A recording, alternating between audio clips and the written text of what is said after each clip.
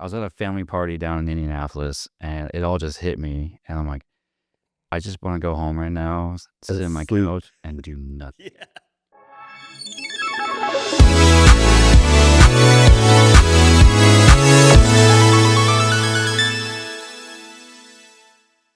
Hello and welcome back to the Lakeshore Video Podcast. My name is George Niksch, and with me today is Adam Serwacki. Yep. Photographer, videographer, Northwest Indiana. Yep. Hey, how you doing?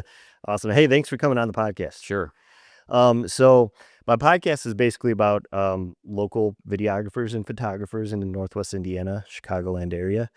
Tell us about your business. So when did you start? Let's go all the way back to the beginning. How did you get into video and photos? Well, I mean, I come from a video background, probably or movie background, if you want to go that far, I guess. But since I was a little kid, me and my buddy Tyler, we would always act like we were making movies in the front yard. We didn't have a camera or anything like that. We were just making movies. And then eventually got a camera. We made remember Jackass? Mm-hmm. Yeah, we made a franchise called Dumbass. And, oh, nice. Just like we'll just do pretty much stupid shit with the camera, and we'll just record it and just call it the Dumbass franchise because that was like the big thing to do. Yeah. So we did that for a while, and it was just idiotic.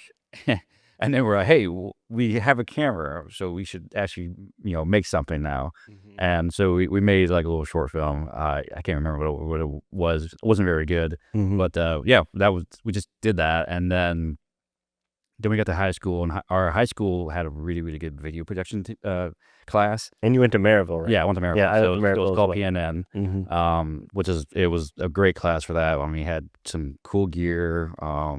Every Friday, we always had to make a skit or a story or something that we had to put on the Friday show for a grade. So every week we had to make something new, and then in that time we started making skits, like short films that we always wanted to do. Yeah. But now we're showing to school, 2,000 kids or whatever was watching. It's like, all right, cool. And then once I graduated high school, I went to college in Chicago for 2 years. There was actually like a film school, and it was called Tribeca Flashpoint. It doesn't exist anymore. It since have shut down. But it was college was an interesting experience. Going to film school. It's like, what do you learn about film? I mean, we got to do a lot of stuff and whatnot. But what I got most out of it was the people who I met there. Yeah, that's what I hear from a lot of people. Yeah, I have friends who went to Columbia, and a lot of them are like, man, I kind of feel like I wasted my time. Like, it was like a waste of money, but at the same time, they met a bunch of people, and exactly, they got to. My one buddy Max got to go on that show Shameless. He worked on that for a while. Yeah, because he went to Columbia. But yeah, is that how you feel about college too? Is like yeah, I mean, so it was only a 2-year program. It wasn't like Columbia where you go for 4.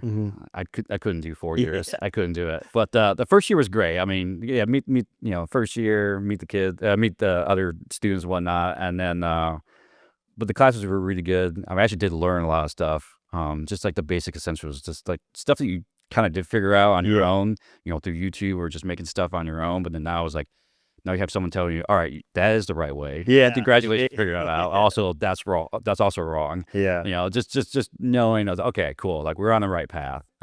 Second year was kind of the first year, but got kind of messy and muddled, and it just wasn't the experience I was hoping for.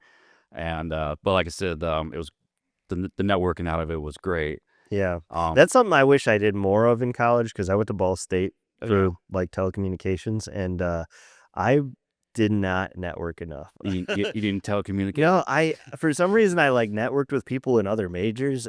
Like I didn't network with enough of the people in my major. I don't know why, but yeah, it happens. I mean, it still got me in at PBS after college. So at least it got me in the right direction. And back, I graduated college in 2012, and like YouTube wasn't even like really big back then. Like there wasn't a ton of tutorials and stuff back then. So like I'm still glad that I went to college, because I feel like it gave me a good foundation and taught me how to learn, really, because I was never the greatest student in high school, but when I got to college, for some reason I really locked in and actually did the work and learned things.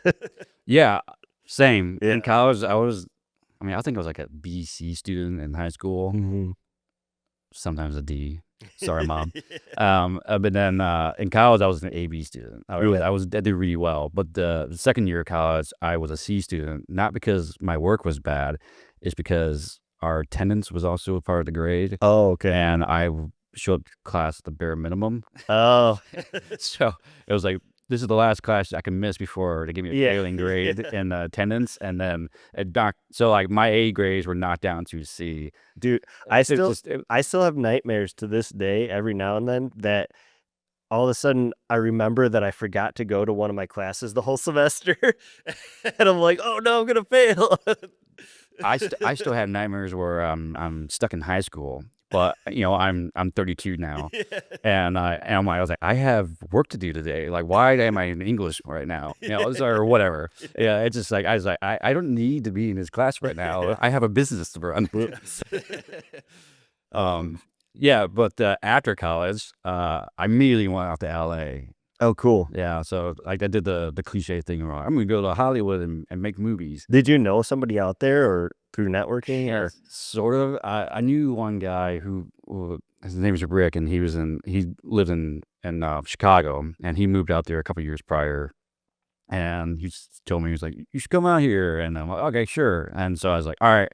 So hey, can I crash on your couch for a week when I get out there? He's like, shit, I didn't know you guys were gonna do it, but okay, cool. Nice. And I really had no money or anything like that. My mom came with me. We made a whole road trip out of it. It took like a week to get out there. It was a cool road trip.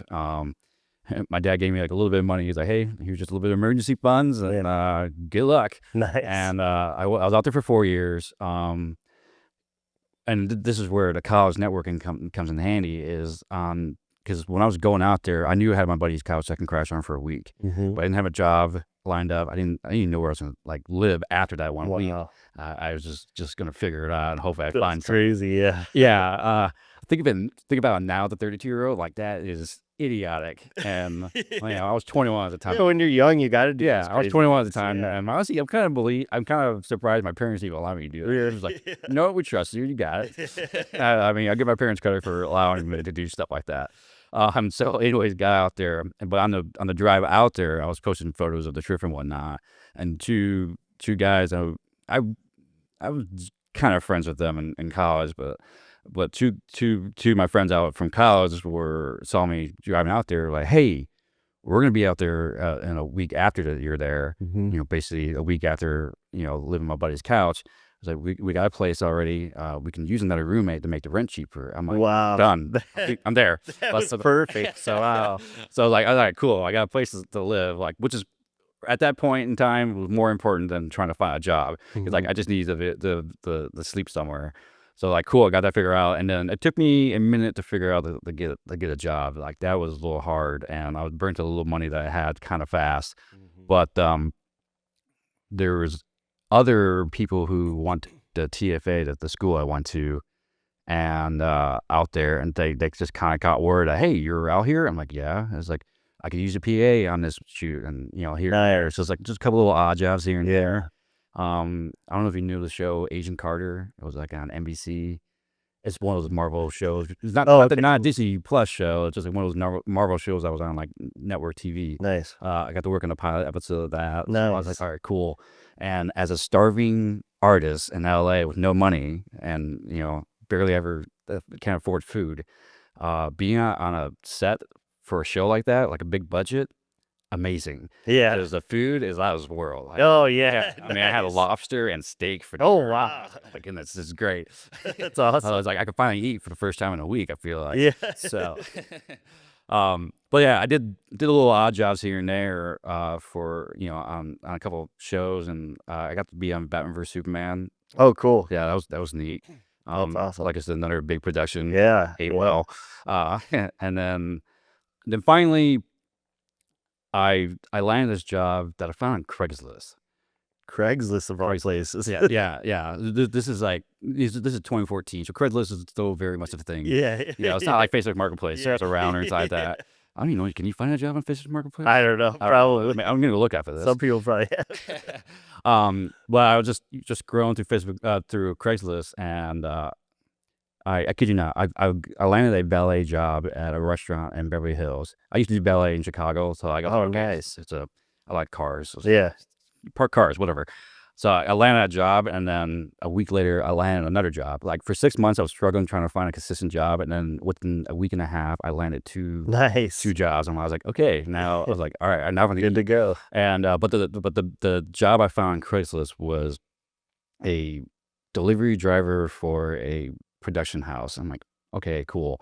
And like I've sent out so many emails trying to find jobs or applications at this point, like hundreds. Mhm. And like I can't remember word for word what it said, but it was the most like I just need this job. Blah, blah, blah, blah. I was like, just give me a shot. I could drive a car. I could drive a stick. Whatever you need me to do. Like, just hire me. Like, I was just so like, I didn't care anymore. Yeah. Called me up like 2 days later to bring me in for an interview. I'm like, all right, you're hired. I'm like, I can't believe that worked. That's awesome. And immediately I did the delivery drive. Delivery driver driving to all these little like houses and whatnot, or trailer houses and stuff like that, and just dropping off whatever. And one of the guys in the media, like where the new media team is what it's called, is where they kind of do all the editing, and at the place I was working at, was like, hey, I saw your resume. Like, what are you doing as a delivery driver? It's like, you have a background in film and this and that. I'm like, it's like, we're bringing you over here. So basically I did a job, and it's the place I was doing it is distribution for movie trailers.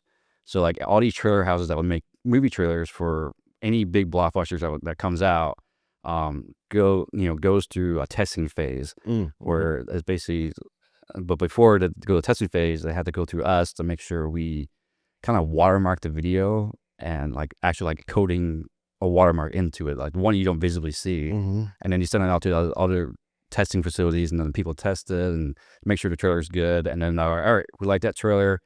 Then now we're going to use that trailer, the first trailer that you see on YouTube for, King Kong or whatever it is, like that goes to us, and we make sure we make the right file formats for each movie trailer that goes out. Like it's like a side of the movie business that you never would have ever thought about, but like, there's somehow there's like 100 people involved in this little part of it. Yeah, it's crazy, and it's cool, because I told you I was a PA on BVS, and then on Batman vs Superman. And then the trailer comes through. I was like, I feel like I'm a part of the whole process. Yeah. Oh, that's cool. You got to do the trailer after working on the pilot. Yeah. So that was cool. Yeah. So did that for 3 years, and unfortunately, I got laid off. I know we talked about this a little earlier. You got laid off before. Yeah. So it's never fun. No, it's just especially when it comes out of nowhere. It's like, oof. Yeah. What do I do now? It was the one day I got to work a little bit earlier, and I have it covered, above my desk, and I opened it to grab my glass for water, open it, it was completely empty. I was like, still for a second, and I'm like, ooh, that's not good. And this guy named Nate, he was like in there, he's like, hey, what's up, man? I'm like, I think I'm getting fired today. He's like, what? I'm like, it's empty. I'm like, what else could I mean? And then so since I was there early, they weren't able to catch me to come in. I wasn't supposed to make it that far. Oh, okay. Yeah. So then I just went looking around. I'm like, all right, I'm gonna go to a conference room, because like maybe they're just waiting for me. I'll walk in the conference room, it's empty, the lights are off, but there's a box in there with all my stuff. Oh, so I just sat down, waited, and then the HR lady walks by. She's like, hey, Adam, what are you doing there? I'm like, to get fired, right? Yeah. So she's like, well, okay, just give me a minute. Let me grab everything I need to grab. I'm like, okay, I got time. Yeah. So that was me getting fired. But which was great, because in a way, I was actually realized I was relieved to not being there, because it's like that was kind of like a desk job. It's like every day just sitting there at a desk, just minus these. Keeps you from getting stuck there, right? That's getting fired kept you from getting stuck. I mean, like it was. If you never got fired, you would be still doing that. Absolutely. And since we were handling very, high priority files, because we weren't allowed to have phones in there. Oh wow. You don't want us to like leak anything. There's no windows in there, so like it was just a cold room to keep the computers cold. Like it was freezing in there. And no windows. Like I'm living in LA, where it's sunny all the time, and I never got to see the sun. So like when I got fired, I was like, man, I'm kind of relieved a little bit. But I was also like, what am I gonna do next? Yeah. So did they give you any kind of severance package, or? Yeah, I mean, couple weeks or something like that. Yeah. I had some vacation days. Yeah. So like that helped. Yeah. So I mean, it wasn't like I was like hung out to dry or anything like that. So so I was good for a little bit, and then I was able to get unemployment, so that helped me. Oh, cool. Yeah. Yeah. Oh, yeah. That's That's right. I got unemployment. W-2, Yeah, employment. yeah. That's why when I got laid off from that from the IT job, they gave me like $7,000 or something, or $8,000.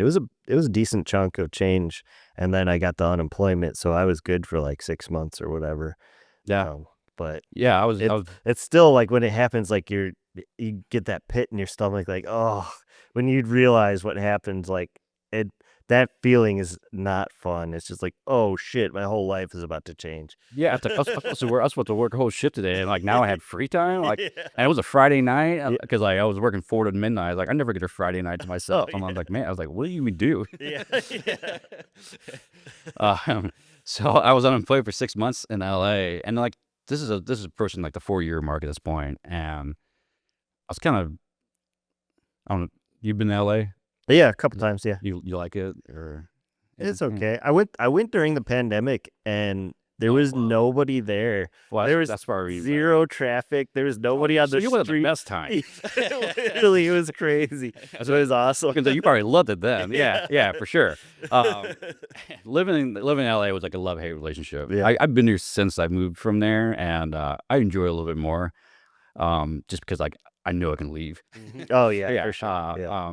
The traffic is just horrible. I've heard that. What my buddy was telling me how bad the traffic was, because he lived there for a while, or he didn't live in LA, but I think he lived in Riverside, which is pretty close. I think To where? Riverside. Yeah, okay. Yeah, That's a drive. Well, anyways, he was telling me about how bad the traffic was in LA to like get anywhere. And when we got there, I was like, "Hey, man, there's no traffic here. What are you talking about?" He's like, "Fuck you, dude." Yeah, well, that's the reason why I got to work early on the day I got fired. It was like, it was a good day. Like, Oh, it yeah. was not as bad traffic, so like, I was like, man, I can make good time. Yeah. Yeah, anyways, I just had a love-hate relationship with LA at that point. I was like, it's just kind of like burnt out with it a little bit. This guy back here at home, in Northwest Indiana, he posted an ad looking for a videographer to basically follow him around and his day-to-day stuff. And my sister sent it over to me. He's like, hey, maybe this? Nice. My sister kind of wanted me to move back. Yeah. And I'm like, okay, maybe. And so I talked to him and all that stuff. He asked me like what my rate was. I told him what I was getting, I was told him what I was getting paid in LA, but like added extra $2. Yeah. So I was getting like LA rates for living in Northwest Indiana. So I'm like, okay, like this is even better. Yeah. So it's like, all right, everything's just kind of shaping up to be. It's like seems like the right call. I tell you what, it was more scary moving back from LA back into home with my parents than it was for me to move to LA. Really? With in LA, I had nothing set up. Now I was moving back home where I had a place to stay already. Yeah. I had a job already lined up. Yeah. And I had everything set. I actually had a little bit more money than I did, before I moved out to LA. So I was like, why am I more scared about doing this than I was going there? And I think it was just a little bit more like I'm moving back home. Yeah. Parents. Yeah. Yeah. Going back to Indiana. I'm like, Well, how old were you at that point? so it's about 25. Yeah. That's when I moved back in with my parents. So like I get the feeling, man. Well, yes, I was like, you kind of feel like I'm a failure. Like I didn't make it. Yeah, because like I moved out after high school, so Yeah. I was on my own for 6 years at this point. Yeah. And now I'm moving back home. Like shit. Yeah. Like what did I do wrong? Like what's going on? Yeah. But then I'm like, dude, you got a pretty solid job lined up. I'm like, okay, and it's for video, so I mean, I'm actually able to do what I want to do. Yeah. So like, it took me a bit to adjust to that. And it was cool though. Like we have to travel around a lot, and so I was working with this guy, and then like so that was 2018, and then 2019, I was working for someone else. Can you say who it was that you were working with? You don't have to. But I don't want to. okay, Actually. yeah, you don't have to. I'll just tell you real quick. Don't worry. I don't want to edit this, so you tell me afterwards. Oh, now this moment's weird. That's okay. I don't care. I keep my podcast weird. Okay. Anyways, yeah, just to make it easier. So, and I was working for someone else in 2019, and he traveled everywhere. So like every other weekend we were going somewhere, and he was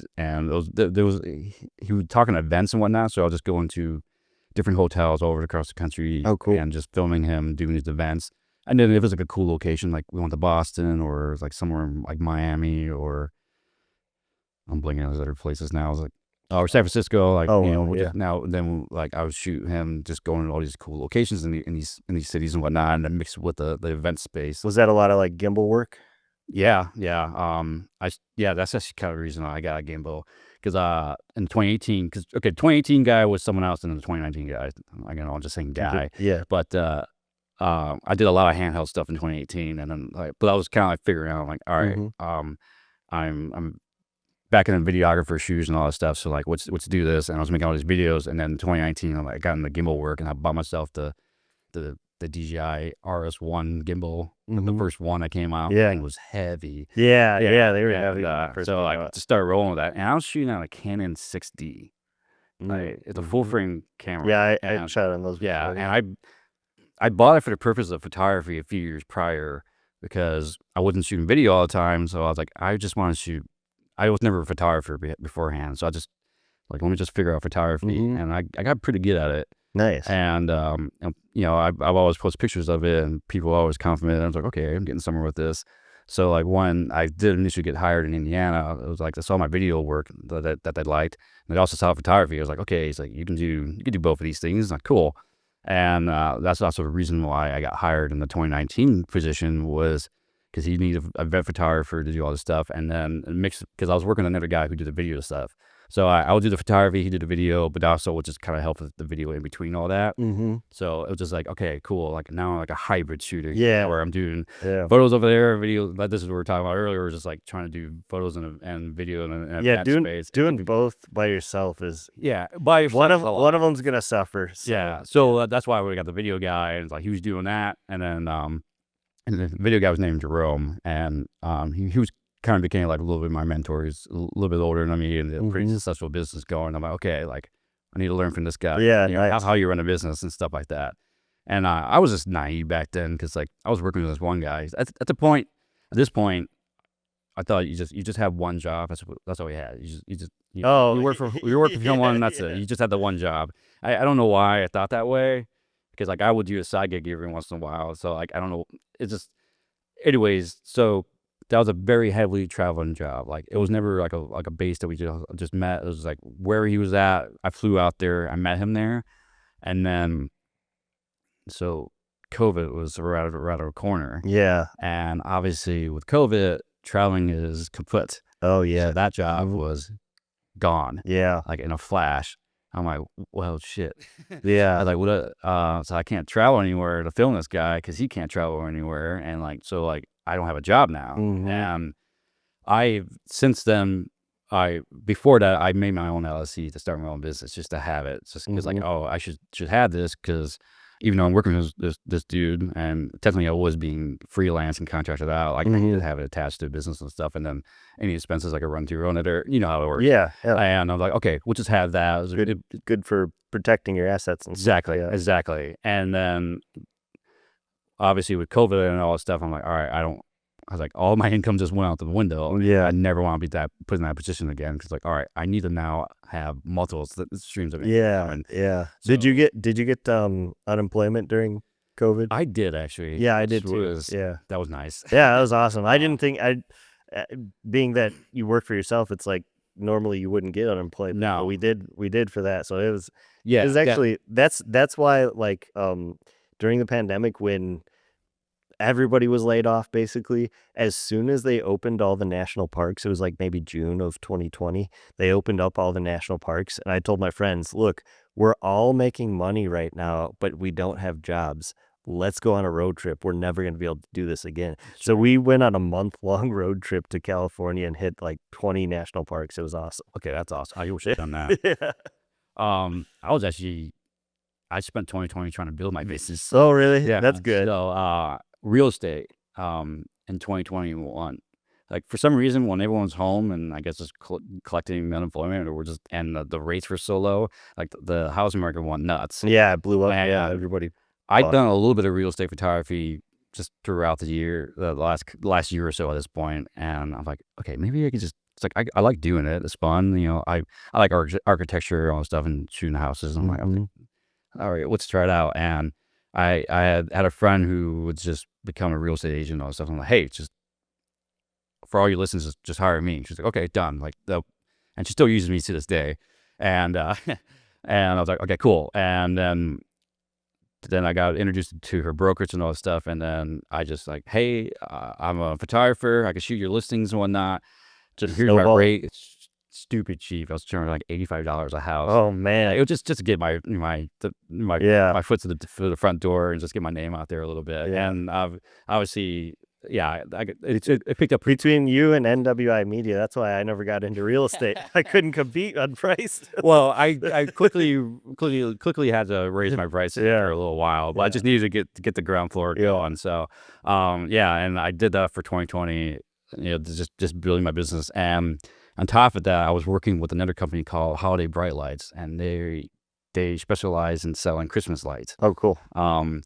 And they were a client that I met through a different job a couple of years prior to the company I was working with, and they just liked working with me. To like, hey, we're just gonna hire you directly. I'm like, okay.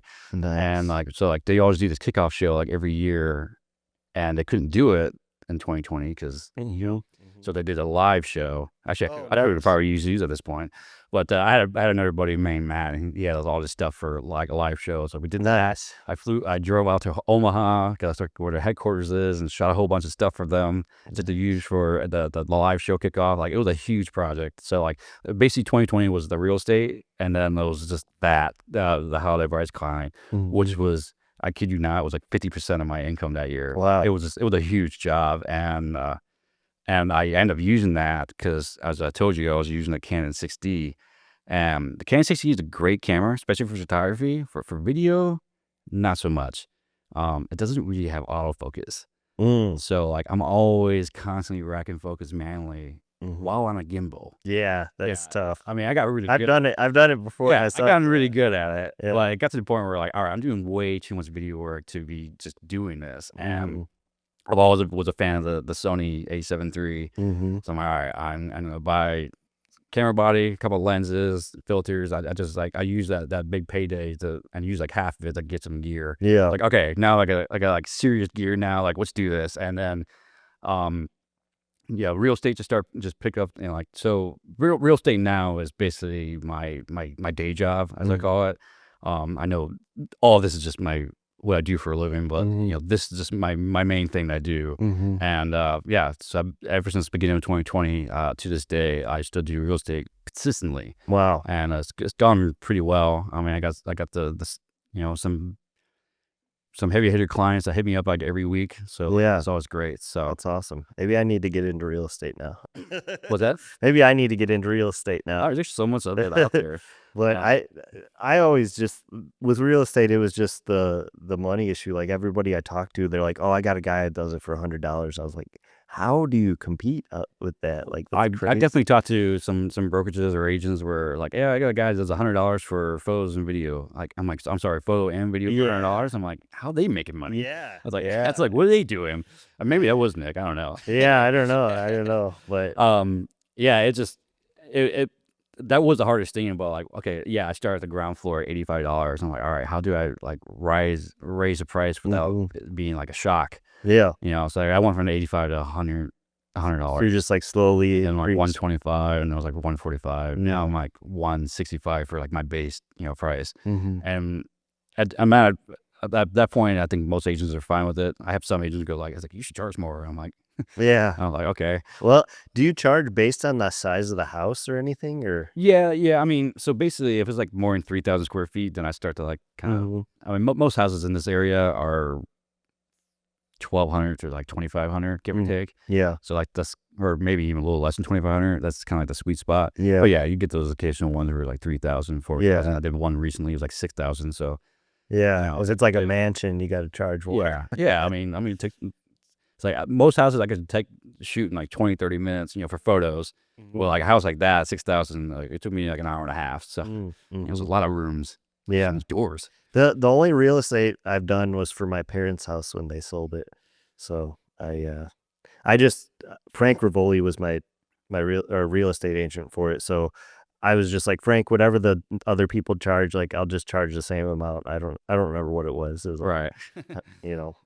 but that it was interesting to do it because I definitely learned a lot. I did the bracketing and stuff, and then like afterwards, like kind of cut out the windows and darkened those so it's not all blown out and stuff Yeah. like that. But Yeah. I probably, if I was going to do more, I would look into like ways of speeding it up, because it wasn't like the fastest process for me. And I Oh, think I had to do them twice, because the first time I didn't like what I was doing. I had to like figure out the right angles and all that stuff. But well, yeah. So like that was the whole thing. And so beginning of 2020, it's like, all right, I need to make money because it's like the only saving grace I have from not dying in a gutter in the street is the fact that I was living at home. yeah, So yeah. like that was it. I was living at home at the same. Yeah. at So that time, too, so- otherwise, I definitely would have been in more trouble. But still, like I still had some other bills to pay and all that stuff. I was like, all right, I Yeah. can figure this out. So like I was like, all right, I was kind of put up against the wall. I was like, all right, now make a business, figure it out. And so I spent so much time on YouTube watching some guy, Mr. Cool Real Estate. I don't know. Is it? And some Mr. Cool Real Estate, something like that. And he's a really good teacher and all this stuff. I learned so much about it. And I took a couple $100 and just kind of used that money to invest in a lens, like a cheap Rokinon 14mm lens, and then like a little flash, because I was doing Flammy at the time. And so I could just take an ambient photo of the room, another photo with a flash, and then one exposed to the windows, and then I just mixed in Photoshop, and it came out pretty good. I got good results. I mean, obviously, I improved over the years, and I would just that's what I would do. I would shoot houses during the day, come home, have dinner, play with the dog for a few minutes, and go to my office, or my bedroom at the time / office, and just get to work, and I was working 16, 18-hour days, just doing real estate stuff. And it's intense. It's just, I mean, because real estate, one thing people don't really talk about as a one people don't talk about all the time as a real estate photographer, or maybe even as an agent, like how much you drive. Yeah. There's so much driving. Yeah, Nick told me, oh my God, how many miles he puts on his car, like 25,000, 30,000 miles a year. Yeah, I did 34,000 miles last year. Crazy. Yeah, as I was just talking to Nick, he told me he bought his car like 8 months ago, and he's like, I already have 85,000 miles. Oh my God, what are you driving? That's insane. I was like, I thought I was bad. That's crazy. Yeah, I put it on maybe 15,000 miles a year. So yeah, that's like a normal person. Yeah. And my job is, most of my work is in Chicago, just corporate stuff. Sure. So, or weddings. But most of my work tends to be in Chicago. And if it's not, then I'm flying across the country, and so it's still the same drive to O'Hare. Fly. Oh man, so many miles I just put on a car just driving to O'Hare. Yeah. It's exactly 63 miles from my house. I just gonna drive so many times. I'll just 63 miles, just go. I think it's like 80 miles for me or so, or maybe it's closer to 100. I don't know. I live in Wanata. I don't know how far that is, but it's the crazy thing to me is from Crown Point to downtown Chicago, I used to just take the take 80/94, and it would take about roughly an hour to get downtown. Yeah. From where I live now, I take 90 now, and I just have the client pay for the tolls, and it still only takes about an hour to get to downtown. If there's traffic, maybe a little longer, but it's kind of crazy that it's like not much longer from Wanata than from Crown Point. And I think it's just because 90 is so much faster. So much faster. So if I had been taking 90 back then when I lived in Crown Point, then I would have been zipping there quick. But back then I was like trying to keep all the prices as low as possible for the clients and stuff like that. And it was like, I think in 2022, I doubled my prices. And then in 23, I doubled them again. Because I was just like severely undercharging basically, and I burnt myself out because the pandemic. I told you I almost lost my business because I had no work for like a year and a half, other than maybe like 1 or 2 gigs, and I found out later a big reason why is because I somehow disconnected my contact sheet on my website from my email, so. In 2021, like late 2021, I'm like redoing my website because I'm like, I got to get this stuff working. The unemployment had run out, everything. And as I'm working on it, I'm like, wait a second. I was using Wix to build my website. And I'm like, looking, I'm like, dude, there's so many messages in here that I missed, like literally like 100 messages, Oh my god. like so many gigs I missed out on. And I was like, Must be, dude, like, the worst I feeling. feel so dumb right now. Like I literally like screwed myself over. And it was just because I somehow disconnected it from my email. So it wasn't sending the And you just contact wanna go on emails. there to check. Yeah, and I wasn't going on Wix to check. Yeah, I always just worked in email, and yeah, so that was a big reason why. And so in 2022, I took too many gigs, and I ended up screwing up my back from working too much, and it was to the point where like I almost had to quit video at the end of 2022. I was in Atlanta, or no, I was in Alabama at the time, uh, and I'm like on this gig, getting ready in the hotel room, and I'm like, dude, my back is so messed up. I don't know. There's like something physically wrong here. What'd you I do? I I don't know. Just got it Just wrong? Or working. okay, No, okay. I like my back like slowly started getting worse over Okay. time, and like it was my lower back, and it got to this point where like I told you I bring those like 100-pound cases, and I was like, dude, I can't lift this to put it on the cart right now. Like I don't know what I'm gonna do. And I started laying down on the ground, and I started doing some stretches, and all of a sudden I felt like a pop in my lower back, and the pain went away. So whatever, I had like a disc out of place or something. And so I popped it back in place, and I basically been, I mean, not like I was in my 20s, but I'm good like ever since. Okay. I haven't been like debilitated ever since. But I was like this close to being like, dude, I can't do this job anymore because so basically in 2023, that's when I doubled my prices again, and I decided, Let's relax a little bit. yeah, I'm like, you know what? If I can, do half the work for twice the price, I make the same amount of money. So Yeah, like, absolutely. if I may lose a bunch of gigs, but I'll gain, whoever sticks around or whoever I can land gigs with. And that's, I had landed the gig with the law firm, and then I landed another gig with a big steel manufacturer. So it was like I was doing fine doing less gigs, and it let my back heal, and now I'm like good. I was doing a bunch of landscaping like the last 3 days, and I'm okay. You know what I That's mean? good. Like it's not a big deal anymore. But dude, it was really bad. Like and I don't like have health insurance and stuff like that, so I wasn't gonna go to the doctor about No, I get you. It's it. like going to hospital is the last thing you Yeah, wanna do. yeah, so I was gonna just stick it out, but yeah, whatever I did, somehow just from shooting, because I was doing, like I said, I did 33 weddings and 70 corporate gigs in 2022, and so um, I was I was shooting like every weekend that summer was like Friday, Saturday, Sunday, back to back 12-hour weddings every single day. And some of them were like 4 hour or like 3.5 hours away. So it was like crazy to do it back to back. I'd get home, offload my cards, get 4 hours of sleep, and do it again.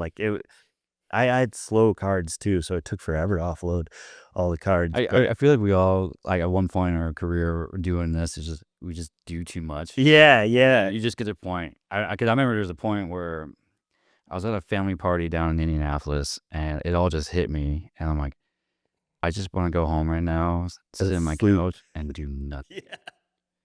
It's like, even just being at a family party, like, I know it's just it's supposed to be relaxing, but, like, I'm Yeah. still standing around social Yeah. well, it's like my body's just so, like, I was getting Yeah. burnt out Just 100%. done. Yeah. And, I went home, I sat on my couch for, like, 2 days straight, watched a few movies, and I just needed, like, Yeah. "Yo, just give yourself a break." So, like, I try to keep that in mind every once in a while when I was like 'cause, like, it's so easy to get carried away, and you're like, "Man, like, I don't really haven't had a day off in a Yeah. few months," and all that. Just give yourself a day Yeah. or something like that. Yeah. Really to have a day where you have a couple of emails or something you have to send out in the morning. It's like, "Alright, cool, I'm done by noon." Like, Yeah. just take the rest of the day. Yeah. Just, like, gotta space it every once in a while. The other thing that made 2022 super stressful is I essentially my parents kind of like I was living with my parents still at the time, and my parents like kind of out of nowhere were like, "Yeah, we're selling the house this year." I was like, "What? What do you mean?" And so I had like 3 months to figure out how to like get an apartment, and this was the busiest year of my life. So I'm like working nonstop while simultaneously trying to figure out an apartment. And it was coming off of the previous 2 years were 2020 and 2021, which were I made like no money. And so I couldn't get approved. It's crazy how we have a very similar Yeah, story right I now. couldn't get approved for even an apartment because they based it on really? they base it on your last 2 years of tax returns when you Okay, work for that yourself. that I knew. I knew you were going there. I didn't Yeah. realize that even for apartment that would have flagged you for that. Well, yeah, because they wanted to see that you were making 3 times the rent, Yeah, and I forgot. I wasn't making Okay. 3 times the rent those previous 2 years because it was bad years. And So so, the only reason I got in the apartment was because my neighbor knew the, apartment manager. My neighbor in Crown Point knew the apartment manager in Valpo, and, they, I basically got all of I showed them my bank statements because, like, 2022, I told you I like more than doubled my best year ever. And so I was making really good money. So I had to show them all my bank statements and get letters from all my clients saying that the work is going to continue coming in and stuff. To just like prove to them I'm going to be able to afford it. okay, And that so, yeah, works, I guess. yeah. So I lived there for 2 years in the apartment, and then, um, once I had 2 good years of tax returns showing that I made a decent amount of money, that's when I bought the house in Okay. Wanata. So that's that was kind of my journey of like, and so when I moved in, the first apartment I moved into, they pulled a bait and switch on me. So they showed me a really nice apartment, and then they're like, yours is going to be in the building next door, but it's the same unit. They're just working on it. The day I move in, I'm like, they call me on the phone. They're like, hey, you know, it might smell weird, but that's just the chemicals from cleaning it, whatever. I'm like, okay. So I have my moving truck, all the stuff. So we move in, I move everything in. And then that night, I spent that night in the apartment. It poured rain, and the bathtub filled with sewage, and then there was sewage coming out of the walls, and my living room, I had to like move all my shit into the corner because there was a puddle of sewage like coming through the wall. Like there's a bathroom, a wall, and then the living room, and between that wall there was like sewage And seeping out. I'm sorry, you had to prove that you could afford to live there? Yeah, right? Yeah, it was crazy.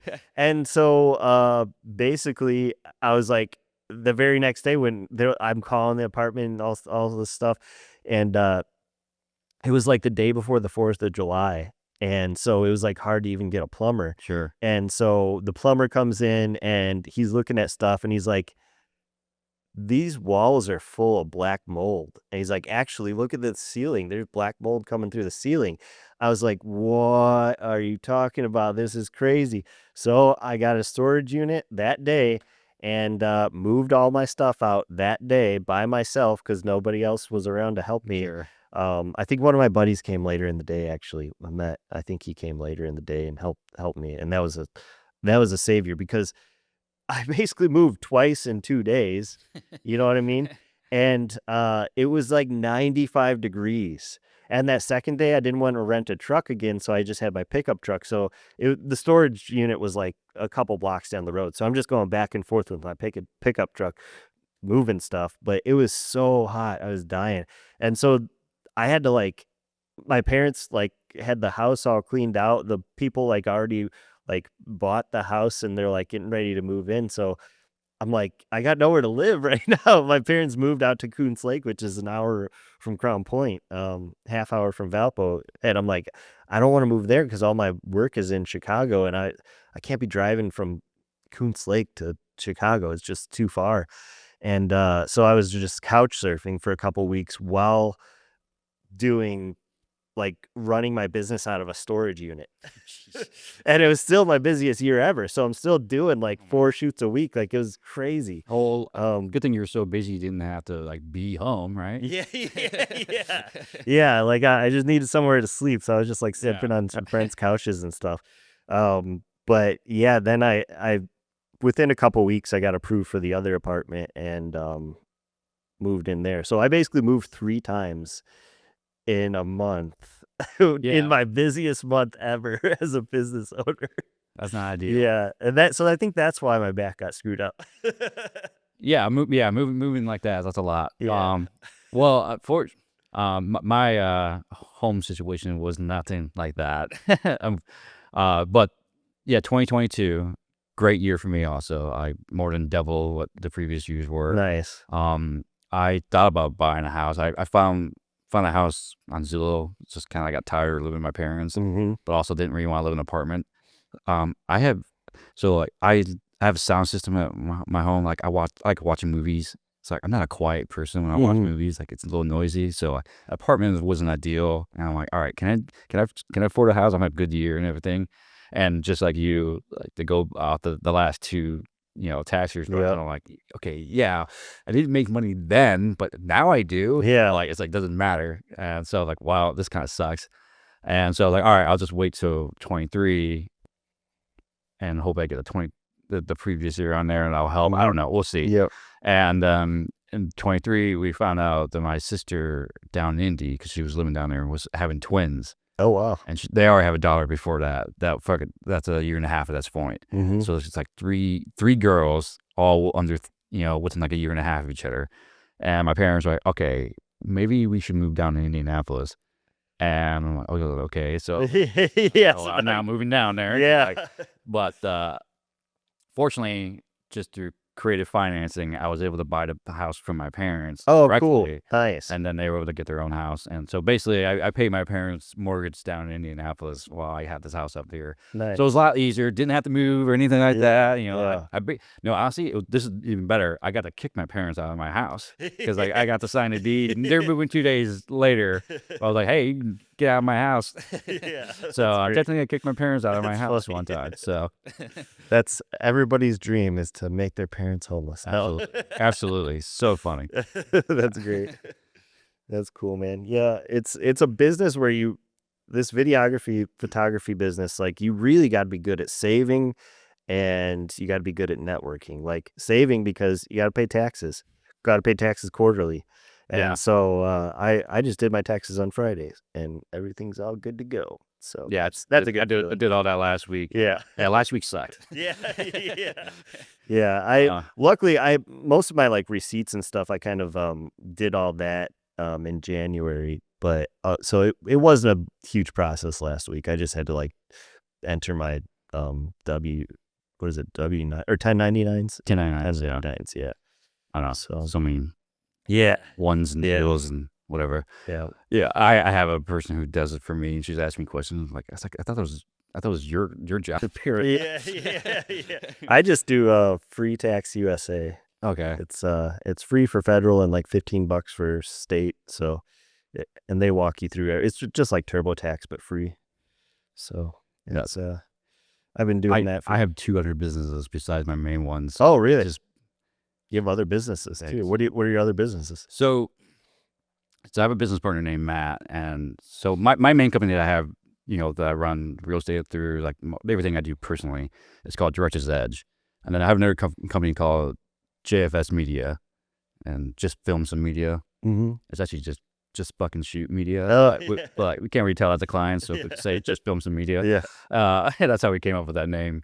And the reason we started that company is because like him and I, we were always doing so many projects together where we're getting paid, and it's like, it just made it easier. It's like, hey, we'll just run it under this business that we have, and we'll just do it that way. Because him and I, we do marketing for Indiana Beach. Oh, cool. Yeah. So like, basically since 2021, the park got reopened because the new owners bought it. We got hired on. I don't even remember how we got on there, but we've been doing the marketing for Indiana Beach for last 6 years now. Wow. And so we get hired for them, all stuff to do that kind of stuff, commercial work for them. And then we're like, okay, let's do other commercial stuff, in the area and whatnot. So we decided to create that business to have together, just to make it easier for everything on that front. So, and then my other company is just very new. It's called Construction Productions. And it's actually based more in India, in the Indianapolis area. I have another business partner who's a safety consultant for all these construction companies. and what they were needing was they need all these safety training videos. Oh, made, cool. That's like OSHA certified, not OSHA certified, but that tells you all the OSHA rules and all that stuff. This is kind of like basically when you start a new job at a company. I do watch this. I do training videos. So so we kind of came up with this idea, and this has been a company that's been in the works for like almost 4 years at this point. And just because, just like construction on the road happening, it's just a slow getting projects going on the behind the scenes stuff. Like it's very slow moving. And so basically, he was like, "Hey, it's like I'll talk to these companies, and then I'll like, we got a videographer, because like they try to hire these video houses, to do these construction things, but then these video people don't know what the OSHA rules are or anything. Oh yeah. So like our selling point was like, we got OSHA consultant right here that knows everything about the OSHA. Nice. It's like that's literally his job, and then there's me who knows everything about video work. Yeah. So then we just started doing that. So we did one video for a company in Lafayette, and it was like he's like, "Hey, just go in there and just pitch yourself and all that stuff." Like I went in there and landed this job talking about construction and all this stuff, and I knew nothing about it. Yeah. I was like, for some reason he wasn't able to be at that meeting, so I got that job all on my own. I did the whole thing. I learned from him. Cool, and it came out great. And so then we used that video and we shot it to other companies, down in the Indianapolis area. Like, hey, we can do these kind of like videos and whatnot. Safety training videos. And so we landed a huge client last year in 2025, and the process of that video from the day that we pitched them to the day of completion was 11 months. Oh wow. Like that's how long it took it to make this a long time. So like that was like pretty much all my 2025 was doing this big video.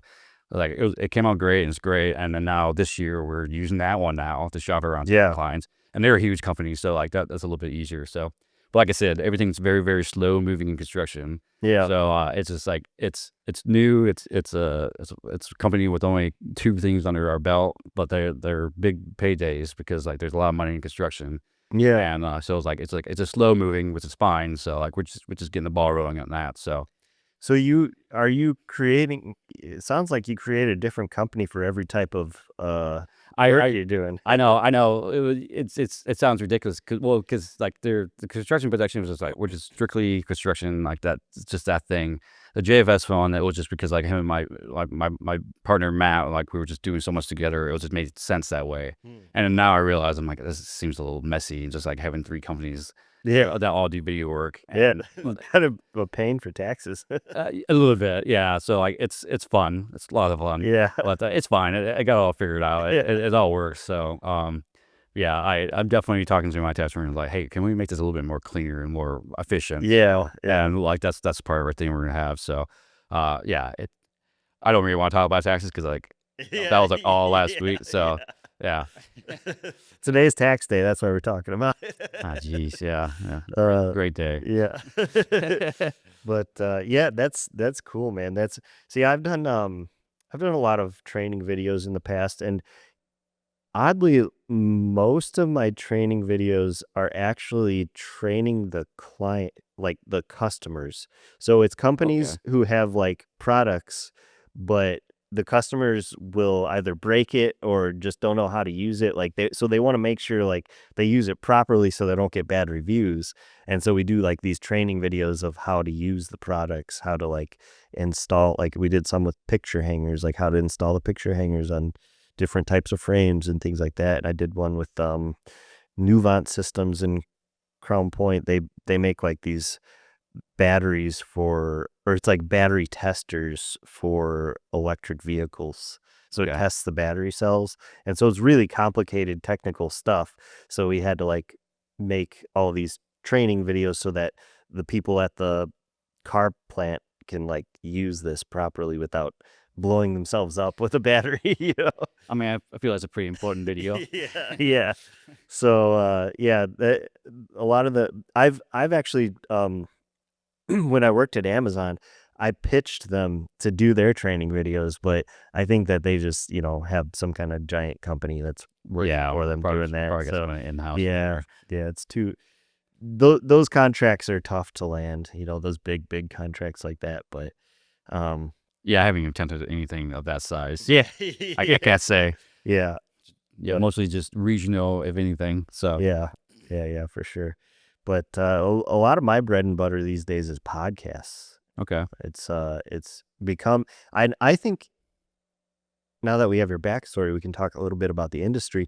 I think like the industry is sort of moving towards like it's moving away from because you do events and stuff too. yeah, I do. I Yeah, event stuff.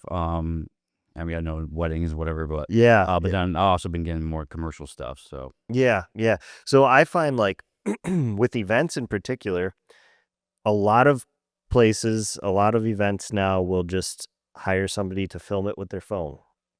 They'll film and they charge next to nothing because I mean they're not really videographers. They're you know they're just kind of social media people and they you know they have their own account. They're good at their own account, so they're like, yeah, I'll do your event, whatever.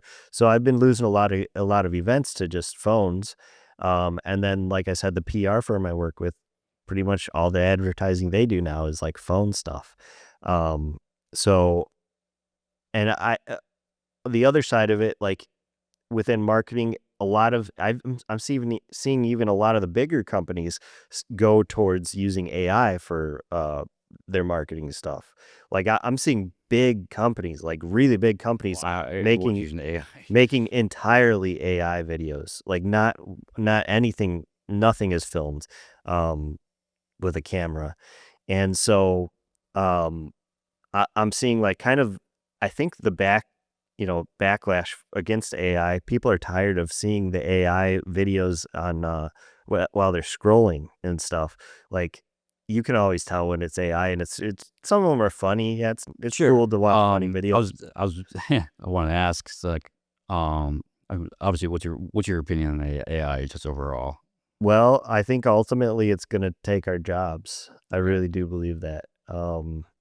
Because like what I'm saying right now, we're already seeing it within like the marketing side of things, and the pushback against the AI is podcasts because it's an authentic, real conversation, and so like it's not AI because you can't you Yeah, can't replicate this could be you AI can't right now. you can't replicate like the authenticness of human conversation, at least not yet. But Right. I Well, and then that's why I don't think my position with the real estate photography is going to go out the window because yeah, that one's gonna be tough to yeah, because like there's so many regulations against that kind of thing. Like people do use AI in real estate, and like it's obviously not the same house. yeah, I yeah. feel like, and See, I would hope they would lock down harder on the people who do use that kind of thing. yeah, and I use a fair amount of AI. Like I use AI to edit my podcast, Sure. cut between the different, Autopod cuts I, between I'm the I'm okay cameras. with AI as a tool. Yeah. Like there's certain things where like okay that's helped me out here. Yeah. Like especially like Photoshop to get rid of something. And I was like cool. I mean Yeah. I know how to do it the hard way. Yeah, like for the time being, I feel like AI is great. It's like it's making my job way easier and faster. But I do think that like there's going to come a time where people will be able to take their phone, even for a house.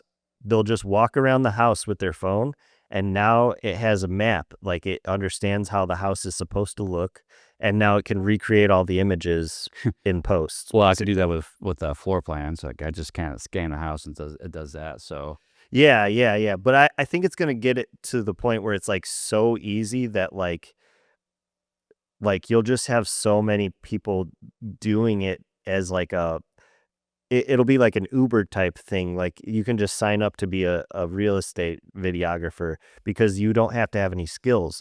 All you have to do is walk around. It'll tell you where to point it. It'll tell you what to do. You just walk around doing what your phone tells you to do, and then everything's actually recreated by AI. So the photos are actually created by AI, but it's using data from the phone. And I think events can go that way too. Like you'll be able to set up a couple phones in like a phone in each corner of the room or whatever, and or have somebody walk around or something like that. But if there's like say somebody up on stage talking and stuff, you set a phone on a tripod and then it just recreates all the camera angles in post. It makes the audio sound really good in post. everything. Like I think it's going to go there, and I think it's even going to go there with podcasts. It'll be to the point where you again just set up your phone, film the podcast. It'll be able to recreate all the camera angles, recreate the lighting. Like it'll be able to completely fabricate the entire podcast, but it's using information from your conversation. So it's going to sound like you. It's going to look like you in the way that you're moving and stuff. But all the camera angles will be created by AI in posts, basically. So I think it's everything you just said. I hate all of it. yeah. I hate it too, but I really believe that's the direction AI is. I mean, yeah, I never thought of it in that way. That's a heck of an imagination for it. I mean, you're not wrong. I can see that probably happening. I mean, that's way down the road. Because I mean, maybe AI is still pretty stupid. I mean, yeah, but man, it could try to be convincing. But you remember, this is podcast. This is long form. Yeah. I mean, can it do it for an hour? Not yet. But when they install thousands of data centers across my biggest problem with AI is like I think we're using it all for the wrong reasons. Yeah. Like we don't need AI for this. Yeah. For this. Like why? Well, and so this is where I think where what you just told me that could totally probably all happen, and it may, but I think then people I guess will come back because people are gonna be like sick of seeing this AI stuff and like no I want something real. Yeah. I was like I want the real event. I don't want the whatever those iPhone cards. Yeah. It's the idea of the event is. So I think AI is gonna get real old real fast. For certain things, especially in the media side of things, as tools and whatnot to help make day-to-day mundane stuff easier, cool. But like I don't think people want you watch a whole movie in AI just because it's easier to watch or stuff like that. I mean, see, or easy to make, not easy to watch. I think it just all comes down to money, and it's like if it's more, if it looks good, if it looks completely convincing, and you can't tell the difference, then it just makes sense to do it with AI, because why would I spend thousands on a videographer when I can just have the, intern use their phone and it's done like that and it's perfect, like guaranteed, I don't know. I just think that's probably the direction it's headed. So I'm scared. Like I'm sure. I've nonstop thinking about other industries I can get into. But I just haven't found anything that's going to be as lucrative or as fun as this. Anything jump out? Yeah, that nothing. No. Becoming a YouTuber, like literally, like that. That's I think about it every day. But it's like with YouTube in particular, if you really want to blow up a channel quick, you just talk about super controversial things that'll ruin your business. Yeah, I don't need that. Yeah. Like that's how I feel about YouTube. It's like I don't want to talk about a bunch of controversial stuff, but that's what is going to get the views, and that's what's going to I mean, yeah. That's what's going to make your channel blow up super fast, Well, maybe when everything gets taken over by AI, YouTube is what you get the that's real the last resort. It's like you get that's where you get the authentic content. Yeah, and I've noticed YouTube, maybe it's just my algorithm, but a lot of what I watch on YouTube is just somebody sitting in front of a computer talking. Like I don't really watch a lot of highly edited videos anymore. Okay. It's just people talking about different topics that are interesting to me, and I think it's because of like the AI stuff. There's so much AI garbage videos out there that it's like refreshing to just hear someone talk for a while, like this is a real person, not just an AI program. That's what I'm saying. Yeah. I feel like people, once this AI gets to a point, I think people are just like, yo, I don't want this anymore. Yeah. And it's going to quickly fade out, hopefully, ideally. Maybe. That's how I'm looking at it. I just think that it's gonna make professional cameras like these obsolete, because it's gonna be able to make your phone camera look as good as that seamlessly without having to think about it. So I don't know. I'm starting to see AI editing, which I'm kind of excited for in the time being, like the way how it freed up a ton of time when podcasts could be edited by AI. Yeah, That that kind of AI I'm so totally okay with. yeah, but Part. I'm seeing now, like, even for events and stuff, it'll do a rough cut of an event. You just give it all the stuff, and you could even type in, like, focus more on, the speeches, or focus more on whatever, like, and it'll cut it together. I haven't used it myself, but I saw some that recently, and I think that's within the newest DaVinci update, is like an AI rough cut is part of it. Okay, it's kind of like assembles it together for you. Yeah, it'll give you a rough cut that, like, is pretty decent. You still got to work around the edges, but I need to mess with DaVinci. yeah, I've been Premiere Pro since 15 years now, so me too. I don't even have to think about it. It's just like whatever. I'm like, Yeah, but man, yeah, now that they got between the automatic, like, AutoPod costs extra within Premiere, $30 a month extra. But you can, use DaVinci. It has that built in. You don't have to pay extra for it. Now they have, with the newest update, photo editing, which was a big reason why I stuck with Adobe. I still have to try all this stuff because I don't even have DaVinci. Like, I have the free version, but right. I'm like, now that they have the photo editing and they have the podcast editing, and then they just released, I was telling you, it can de-age you. It can make whoever's on camera look younger. That's super appealing for my corporate clients. So I'm definitely gonna, like, look into it and possibly switch. I really don't want to, because of just, I know it's gonna be so frustrating in the beginning. Oh yeah, but sure.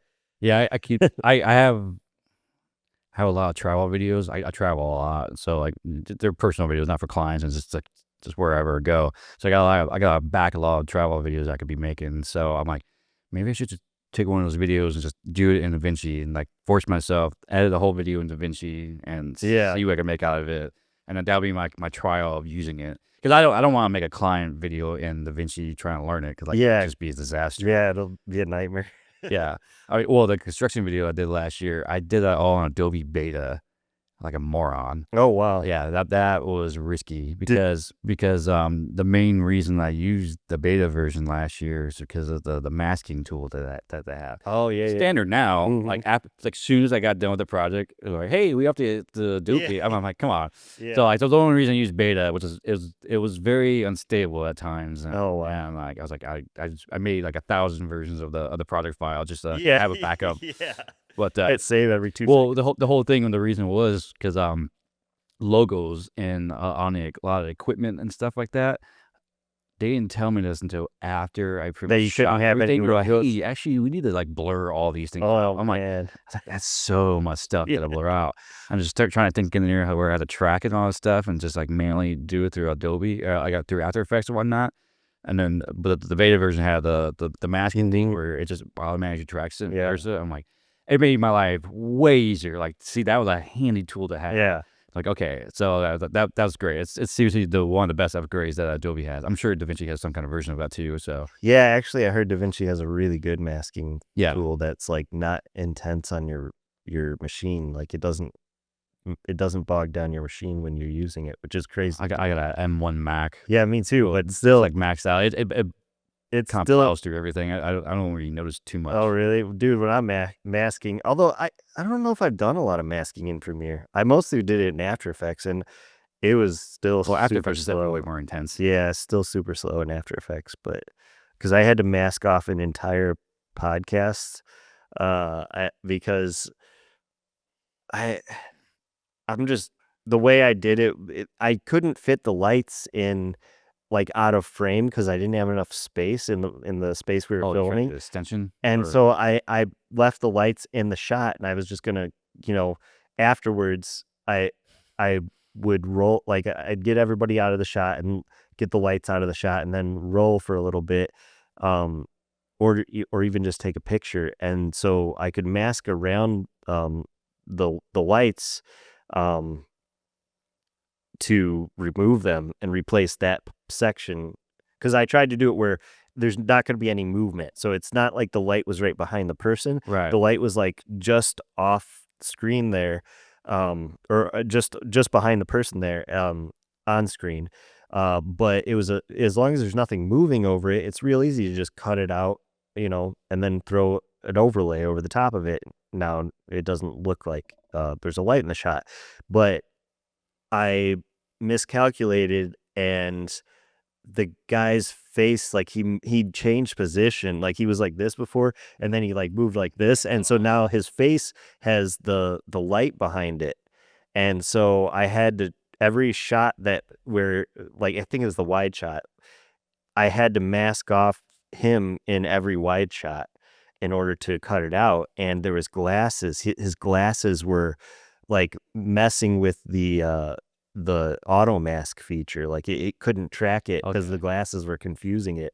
So A nightmare. yeah, it was a nightmare. I literally I just like only use the wide shot at like the beginning and end of the podcast, and because like most of the time the close-ups are fine. So Sure. I I'm pretty much I had to go like frame by frame to like where his glasses were to like make it mask right, and it was a nightmare, like rotoscoping. You know what I mean? Oh yeah. Back in high school, we had state, and so one of the categories was like make a spot for like a TV promo or something like that. And so the whole thing with the PNN was like who's going to be the Friday show host of that week. So we made a whole concept of like, me and my buddy were trying to race to get to be the host of the Friday show. And it's like an action film, lightsaber fight, Oh, nice. like a little car chase. At one point we're out on the hallway and an explosion happens. And we turn to each other like, where'd that explosion come from? Like, I don't know, man. It's just a kind of a joke. But the explosion happens, like we're running towards the camera and the explosion happens right behind us. I painstakingly, 'cause, I'm in high school. I don't have a job. I'm obviously all the time in the world to do this. Because there's two of us in that. Frame by frame, it was like a 3-second long shot. Frame by frame, I moved a mask to perfectly had the explosion behind us, rotoscoping each of us out of there. Never want to do that again. Yeah. Nowadays, you just click on each Yeah, person, yeah. make create a mask, done. I could do that in 5 minutes. Was Lambercy still the guy running PNN stuff? I know Was that Mr. Lambercy. I think that was his name. Ski? What was it? Lamberski? No, I can't even say his name. Sazowski, something like that. Oh, okay. It was Just call him Ski because it's easier to say that. It was I can't even say his name. my English teacher was like, I remember him being on PNN a lot, and Mr. Lambercy, I think, was his name. I have no idea. But I'm bad with names. yeah, Like, as soon as I graduated high school, like, that place is dead to me. So, yeah. I remember him being in like all the videos on PNN. I wasn't part of PNN, but I had a lot of friends that were. And our skate videos did end up on PNN Nice. because of that. Because I filmed a lot of skate videos in high school. That's how I got into video. But yeah, AI and all the updates have really made the workflows so much easier nowadays. But I do think that it's definitely changing the industry. I love doing podcasts because podcasts are really just a talk show. yeah. You know what I mean? Like this is like a daytime television or night, whatever you want to say, like a night. There's no windows in here. Yeah, night what like the Tonight Show and all that shit. Whatever those shows used to be. It's kind of like a show, and I came from that background working at PBS. We did a lot of talk shows at PBS. So, when I got into like the live streaming of it and the switching and stuff, like I was like, oh yeah, this reminds me of when I worked at PBS. They'd be like on the headset, but we had so many people working there, one person manning each camera, and they had like a whole control room in the back, and they're on the headsets like, okay, ready camera 2 and camera 2.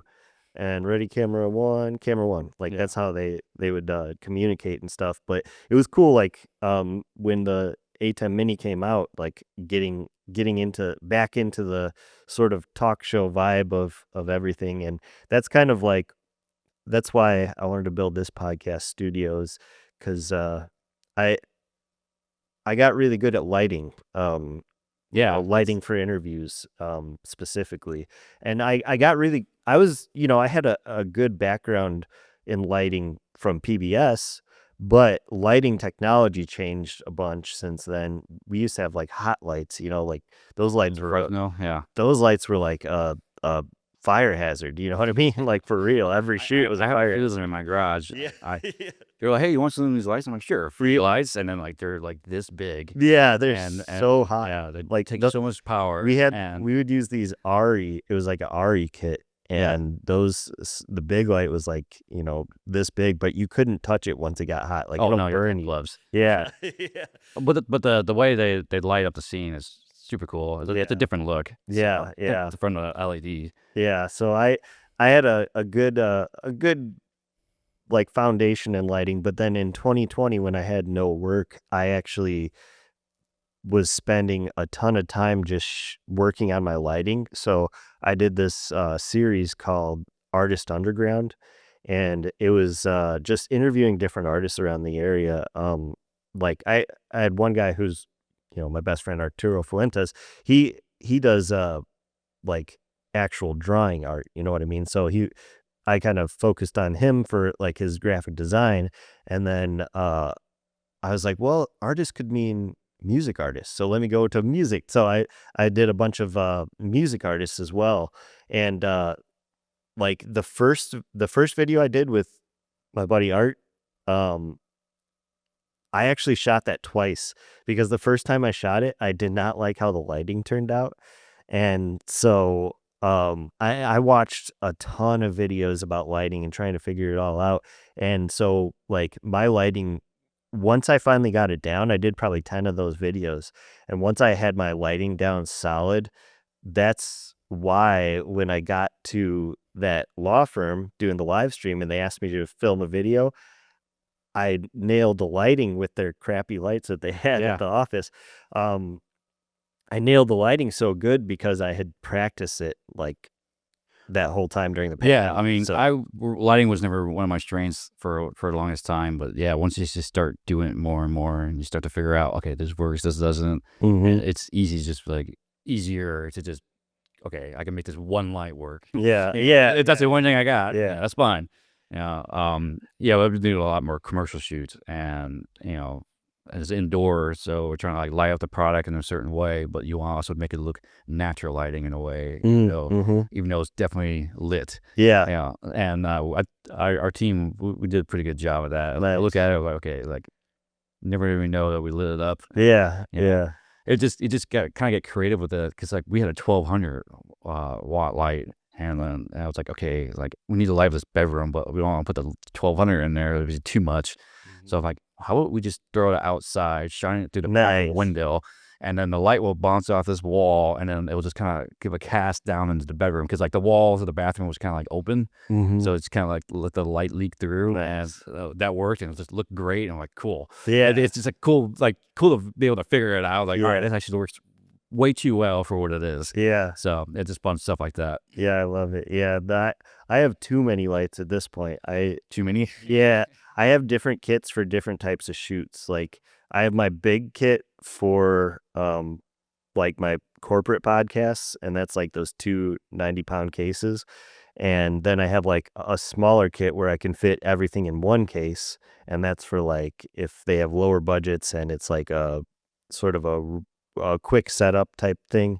And then I have like uh, a small kit where if it's like a run and gun, but I still want like some light on their face, I'll bring like one light, or maybe two lights, but they're like panels that are like this big. Okay. And that's like real fast to set up and get going with. And I use like cheetah stands, which it's where you can set it down and it automatically opens the legs, and then you pick it up and the legs collapse Oh, that's nice. automatically. Yeah, it's really good for running guns. Yeah. So Okay. Gotta look into that. sometimes I'll just put like a big, those like these lights without I'll take off I won't put on a softbox. Um Bowen for those at home, Bowen's mount lights. I won't put the soft box on there, and I'll just put the reflector, and I'll just bounce it off the ceiling, just to light up the room a little bit, and that that's enough sometimes. I've done so many shoots where I'm just bouncing the light off the ceiling. Yeah. Sometimes this is all you need. Yeah. Just get that little feel. Yeah.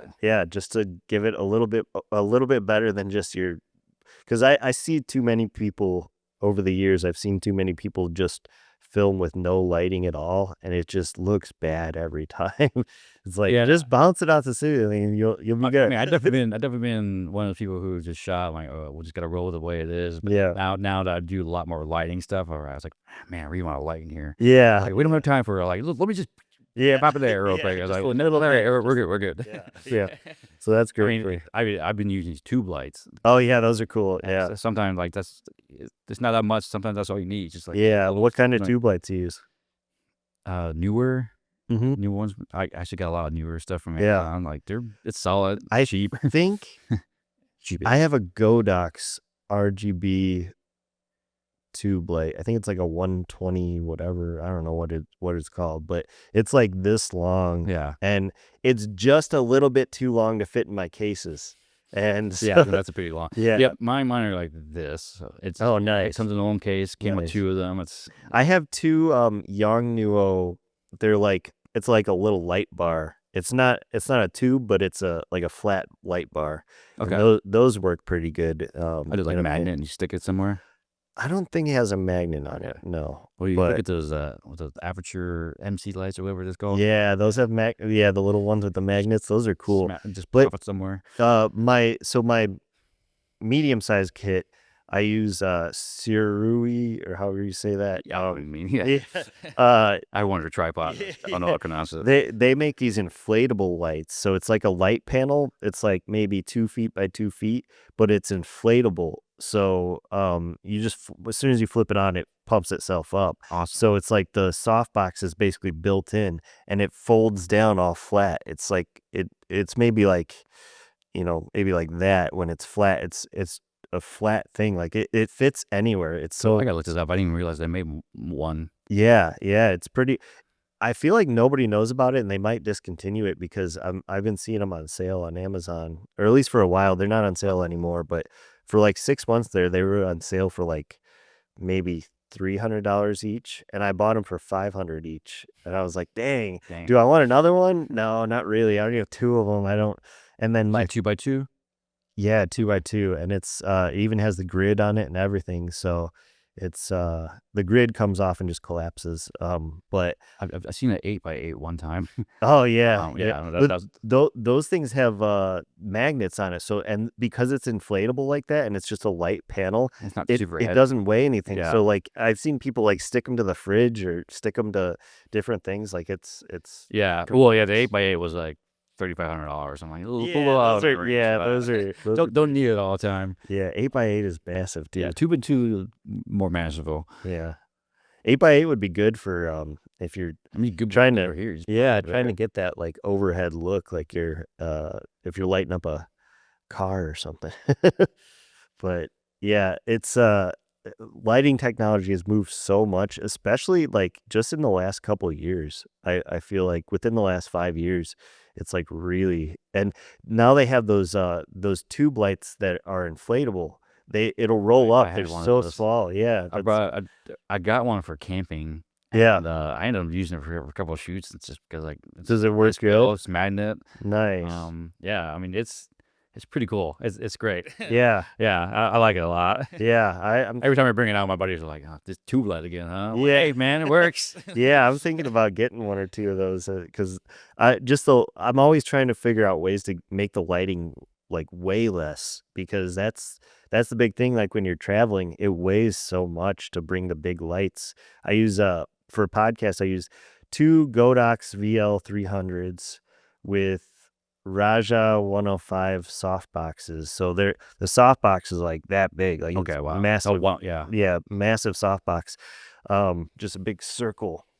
And just those 2 lights with the stands and the softboxes fills up that whole case, which is like the size of this. Okay.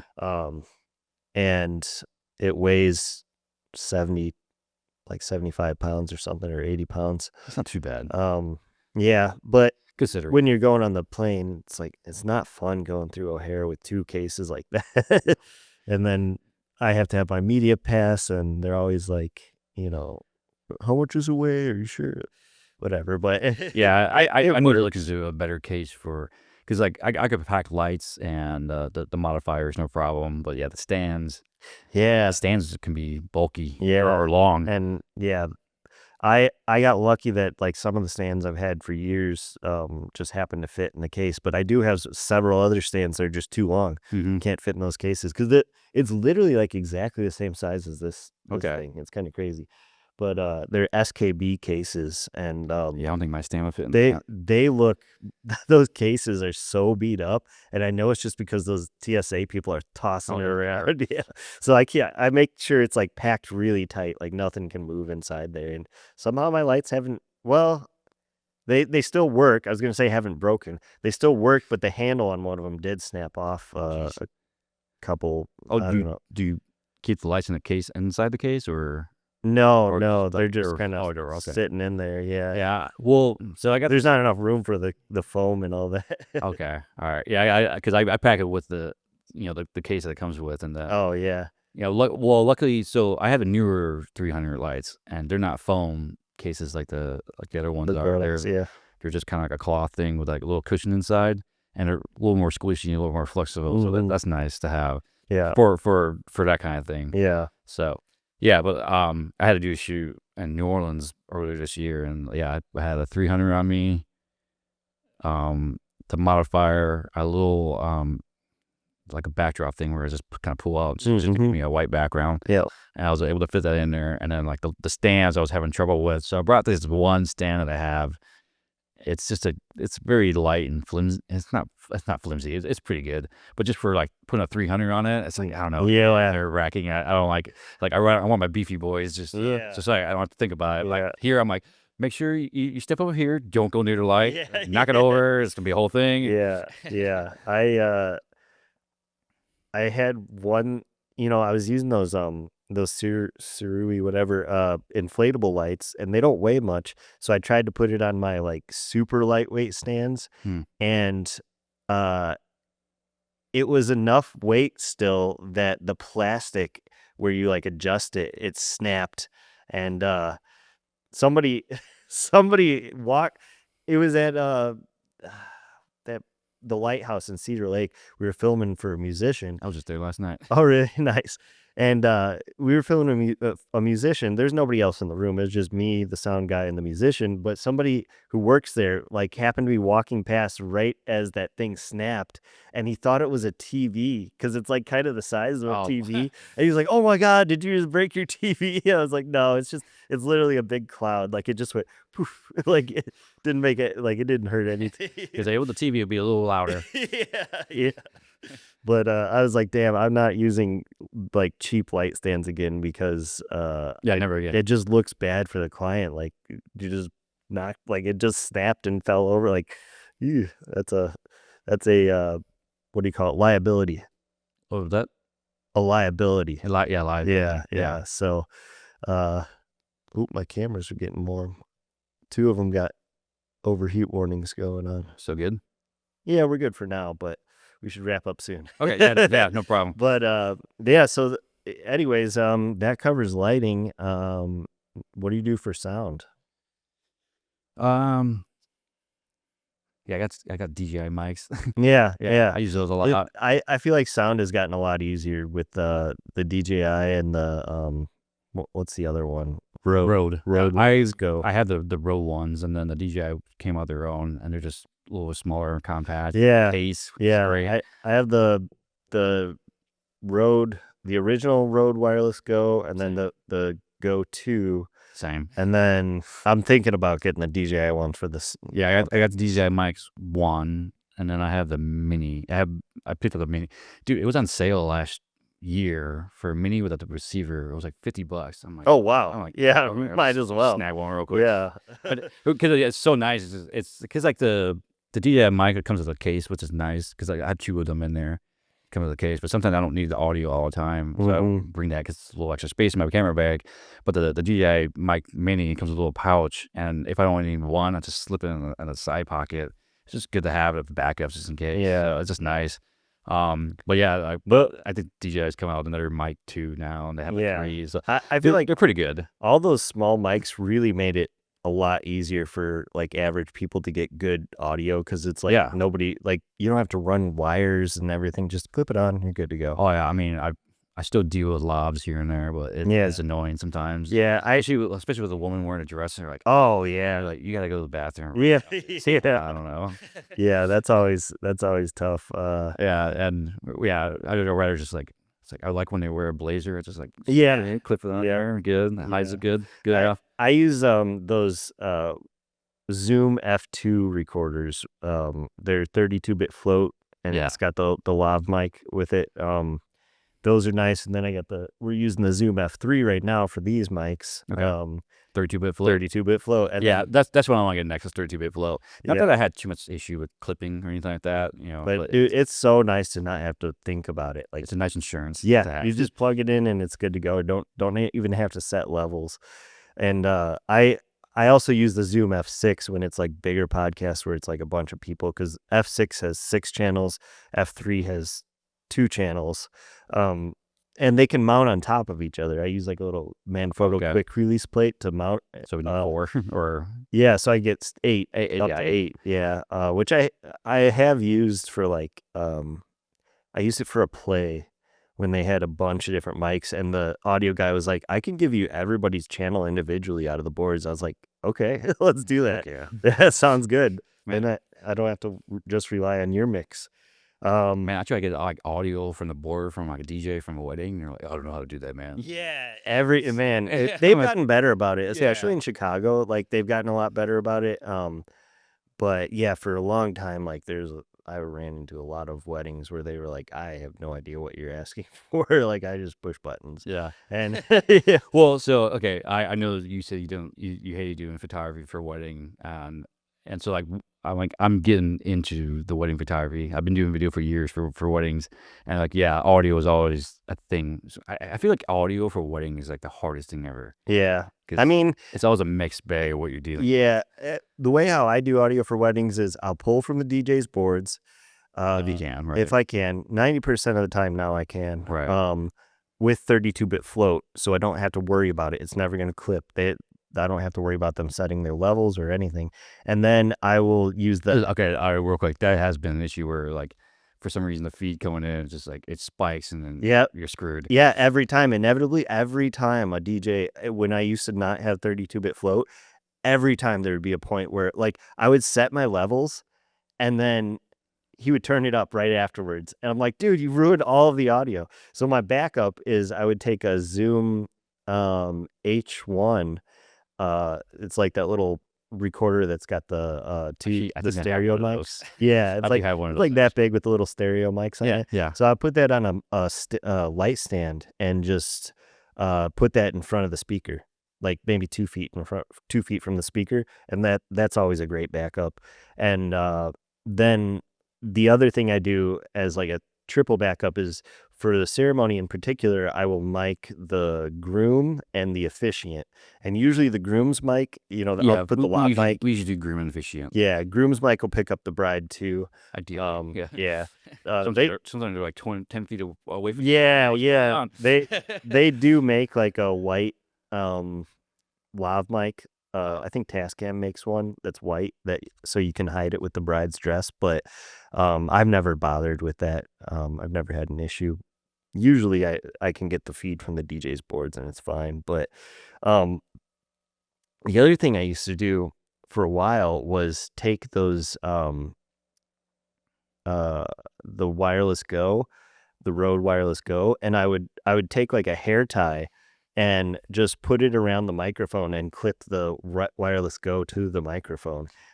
But We've done that once. there's sometimes, especially with the Rodes, I heard it's not an issue with the DJI, but Yeah, with the DJs Rodes, if they had, I think it was, if it was also a Wi-Fi microphone, then it would interfere with it and you'd hear like a bzzz, like a little buzzing.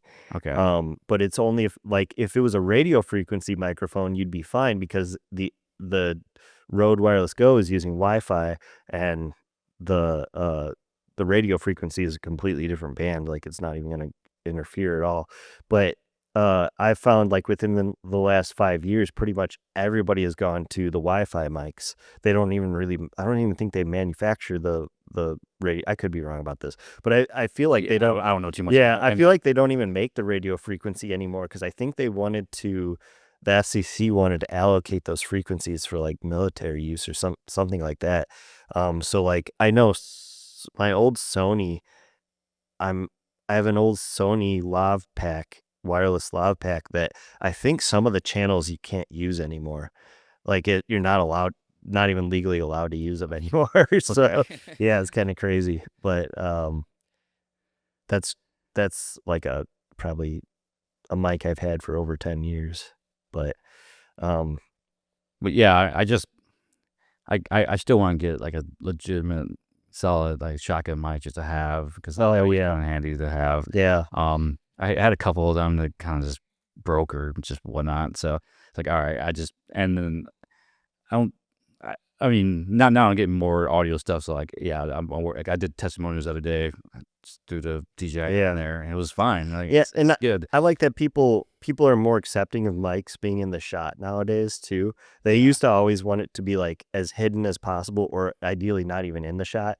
Well, I still think I was like, I don't want to see it. Yeah. But sometimes like just know what kind of shoot you're on. I'm like, okay, for this kind of thing, yeah, just throw it on there. It's like if it's a cooler person or a cooler industry, you can have the mic in the shot. But if it's like super corporate, like they don't want the mic in the shot, Yeah, stuff like that. But these mics, these are like actually relatively cheap mics. They perform really well. They're like maybe $130 or something. They're cheaper than the SM7B, but they perform almost as well. Okay. And I run all my audio through Adobe Podcast Audio. So basically you can use like any microphone with Adobe Podcast Audio. Have you ever tried it? No.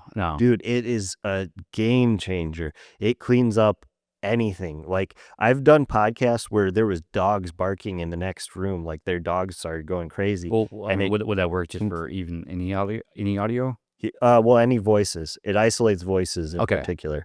Actually, that'll come in handy for. I did a testimonial shoot not long ago.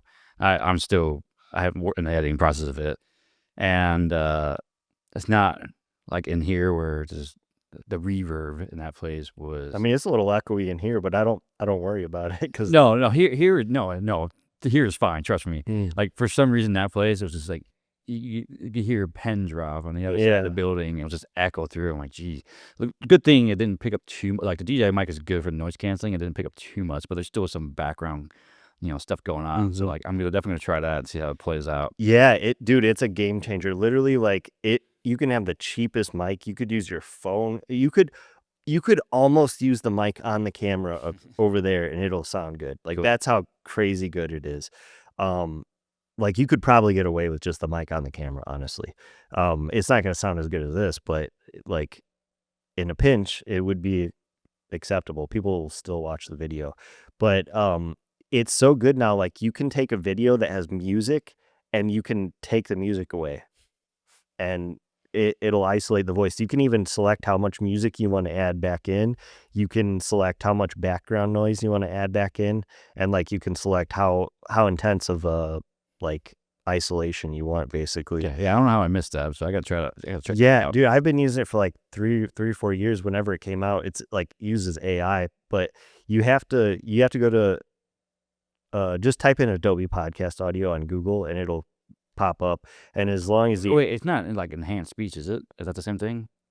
It's basically that, but it's online, so it uses AI. Online. Okay. Yeah, so it's basically that, but way better than that. Okay. Yeah, I mean, enhance is okay. Yeah, enhance. It has its moments. It's all right. That's like your local version of it. I keep glancing at the cameras because I'm scared they're gonna shut off. Okay. But yeah, we can wrap up this. But basically, the enhance is like a very light version of the Adobe Podcast Audio. So what you have to do is export your audio. I just export it as a WAV file, 16-bit. And you upload it. You can upload, I think up to an hour or so. There's like a certain number of gigs that it can be, I think. But it takes it maybe, if it's like an hour long podcast, it takes it maybe a couple minutes to process, and then you download it and then bring it back into your editing program. So it's a little bit of a process, like export, upload, download, But hey, if it import. pushes the audio. Yeah, but dude, it's seriously a game changer. Like it'll fix any audio. Like it can be the worst audio you've ever heard, and it will fix it. It's crazy. Like it's mind blowing. I'm gonna try that out. Yeah. I'm gonna leave right now and go try it. Yeah. Seriously, like I got a couple of things. that's why they were asking me, like, when we were building this, do we need to soundproof everything? I'm like, no, honestly, I don't care. Like, this is enough. I feel like it's Just having the rug and the that is enough, because I mean, it would be nice to get this direction, but basically with audio you just have to not have a bounce. So here, ceiling to floor, we have a rug that prevents that bounce. This way we have curtains that prevents that bounce. And so really we only have this way, but I mean, these are wood panels, so wood soaks up better than like if it was brick walls, it'd be terrible. Yeah, definitely. Yeah. But yeah, it's enough, and especially with using like mics that are really close to your mouth like that, it sounds pretty good and very isolating.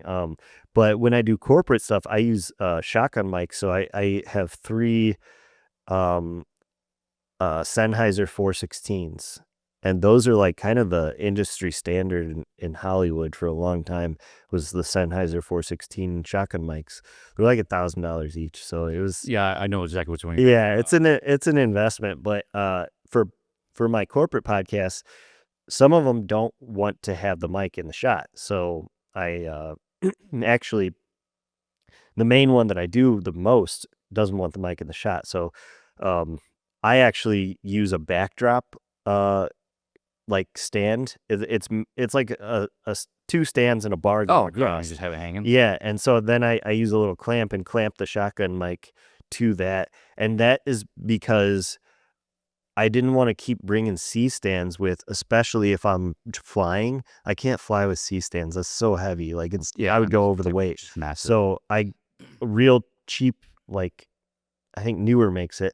It's just a backdrop made for holding a green screen, and it works fine. Like it's just wide enough to go all the way over a 2-person podcast, or I've done 3 people with it too. I just have to bring it a little closer to the camera. But I used to have to like literally worry about like when I did shoots, I would unplug the fridge, I would turn off the AC, I would like go through the house and like turn off everything that like for corporate shoots. But then you'd run into the issue in big offices where they have no control of the AC. They have no way to shut it off. So it was always like, well, that was the whole thing with the testimonials. Is like it was just the way the layout of the whole office was. Like it was just very open. So they wanted me to shoot in this one area. I'm like, cool, that's fine, but like I'm gonna hear so much other yeah, stuff. I used to even hang blankets from stands to block the sound bouncing, because I was an audio major in college, so I like really took audio seriously. And for a long time, like I was able to sell videos just based on my audio, just because my audio was so good. People were like, oh wow, that sounds so much better than the other person I used. But now it's gotten so easy to get good audio that like I can't sell based on that. Like you better have good audio. Like my phone has good audio, why don't you have good audio? Right. Yeah. So between that and then like the lighting technology has come so far, like people are, well, I'll be honest, the main reason that people hire me these days is because of my lighting, for interviews at least. Sure. Because it's still tough to get good lighting for interviews. You really have to know what you're doing to do good interview lighting. But I mean, there's the ability to do it has gotten easier though, because of the lights gotten smaller and more compact and stuff like that. You don't really need like a whole team to have good lighting, as long as you're strong. Definitely true. So I worked on a pilot episode. I was having a buddy film in. He had to hire a grip truck, just with all the lighting in there, and had to come with a grip guy. And like I was just there. I was kind of floating around different positions, because like it was a very small crew for this thing. I'm like, hey, like, do you need me help? He's like, no, man, I'm good. Dude, just throwing these lights up there, no problem. I'm like, man, that's all right. I already all right. That. Yeah, sometimes those grips are like, And my Jared, the guy who was running the whole thing, and he's like, yeah, that's why we're paying him $2,000 a day. I'm like, yeah. okay, fair enough. Yep. I was like, I'll just go back to helping you. Yeah. I was trying to be nice. My buddy Max just found a crew that does lighting for super cheap, like maybe $400 or $300 for like really good lighting. I'm like, Okay. how are they even making any money? He's like, dude, they're super young. Like I think they just don't know. He's probably just like me. He's like, Yeah. yeah, I'm trying to get that. I'll just lowball the shit out of them. Yeah. And after he told me that, I was like, how good's the lighting? He showed me. I was like, give me their contact. Well, use them for what they're charging. I want to ask that lady. It's like $50 for photo and video. Like, let me see that. Yeah. I want to see what this looks like. Yeah. Well, they're doing good work for like really cheap. So I'm like, that's actually like worth it for me. But they should immediately raise their prices because they should. Yeah, because okay, cool. Offer something as a service cheaper for 1 or 2 times. Yeah, get just something to the door. film some behind the scenes, so you got like that. Yeah, whatever. Yeah, whatever. Yeah, get every little bit out of it you can, and then yeah. But then now you're making you and me look bad when we're like, hey, I want $1,200. Yeah. Whatever. I feel like I kept my rates too low for too long, and that's why within like 2 or 3 years I doubled them twice because I was just like, and that's why I lived at my parents' house until I was 30, 32, 33, something like that. I don't know. Yeah, just because I was not making enough money. I mean, I probably could have moved out, but I was I spent years like saving money and buying a lot of gear and stuff too. I won't say on camera how much gear I bought, but it's a lot. We'll put it that way. So no, I already know what you mean. Maybe more than me because I know you got a handful more cameras than I. Yeah, I have. But yeah, it has a real fast. Yeah, you start doing all those expenses for the taxes and stuff, and I'm like, man, I spent how much? Yeah. So I remember the first year, like I was making legit money, and like my expenses that year was more than I made total the year before. I'm like, it was a good year. I was like, just like, oh my goodness. Yeah. I was like, man, this is expensive. Yeah. Especially when you get like flights and all that stuff in there. And people are wonder like why like professional video and photos cost so much. It's like, dude, look at how much the gear is alone, and then you have like all the other expenses. I have Adobe, and I have insurance, and I have I don't know, whatever. Like, and the thing is with gear, it's never ending. Every year I'm like, okay, I'm done buying gear, and then I spend the same amount on gear. Well, last year I upgraded my drone because I just wanted to upgrade it. I need a little upgrade just to handle some like night stuff a little bit better. Not that I do a lot, but I just needed it. I just needed an upgrade, and then I ended up upgrading a gimbal, which I thought my gimbal was fine, but then I shot with a newer gimbal. I'm like, oh my goodness, this is like life changing. And like since I've gotten a new gimbal, like my quality has like just gone up a little another level. I was like, okay, that was a worthy upgrade. It wasn't just like a FOMO type thing. I was like, that legitimately was a good upgrade because like the gimbal I had was 4 years old. My drone was 4 years old at this point. And like just technology has evolved to the point where like, 4 years is a lot for those I still have my original gimbal that I bought like in, I don't know, 2016 or something. Okay. You use gimbal a lot or no? Okay. It's the what is it called? I think it's Zhiyun. Oh, Zhiyun Crane? Zhiyun Crane Plus or whatever. Yeah. It was like the original that they came out with, and I remember like before gimbals came out, some guy at a wedding was like talking to me because I was filming, and it was a guest, and he was also a videographer, and he was like, dude, gimbals, it's the future. And I was like, what are you talking about? I thought he was crazy. Me and my buddy Tasso, we were like talking to him for a minute, and he's like, dude, it's like it stabilizes the camera for you. And I couldn't wrap my head around the concept. I was like, what do you mean? What are you talking about? He's like, it's got motors in it. I was like, what? Motors for the camera? What do you mean? Like, I couldn't wrap my head around it. And then gimbals came out like shortly after that. I don't know how he had like insider information or something. Or like maybe he had the first gimbal, but gimbals got popular right after that. It was probably like 2015 or 2016 or something like that. And I started filming everything on the gimbal. That's all I did was use the gimbal for everything. And it was like, I was in my 20s at the time, so it was fine. But as I got into my 30s and then I started having back problems, Yeah. I was like, dude, I can't keep doing gimbals. And then IBIS came out, in-body image stabilization. And so when IBIS came out, it was 2018. I got the Lumix S1. That was the first full frame from Lumix, and it had because before that I was shooting on Lumix GH4 and GH5S, and the S didn't have the stabilization. It didn't have it. It didn't have IBIS, but it had really good low light, so that's why I wanted the S for weddings. But yeah, so then when the S1 came out, it was so good. I was like, dude, I think I might just stop using the gimbal. And I tried it for a wedding, and I was still able to get like a little bit of a parallax. It's definitely not as much movement as I used to do with a gimbal. I used to run around with the gimbal. I used to go crazy with it. And once I started getting the back problems and stuff, I was like, man, I want to keep doing this for like years. I don't want to be like destroy my body too early. And so, and that's the thing about this business is like, it's kind of blue collar work. Like it's half and half. I call it yellow collar. It's like half white collar, half blue collar. Like, no, I mean, there's definitely days where it's like, okay, that was a pretty easy day, whatever. And then some days like, man, I am beat. Yeah, dude. After a wedding, when I used to film on the gimbal, Yeah, what is it could be? my whole body would be sore for a week. Like it was crazy. But I would be like literally running around like a crazy person trying to get all the coolest big sweeping motion shots. So we just did a shoot in Texas, and the client sent us out there. Usually the clients there just kind of like monitor everything, like, oh, we like the shot and all this stuff.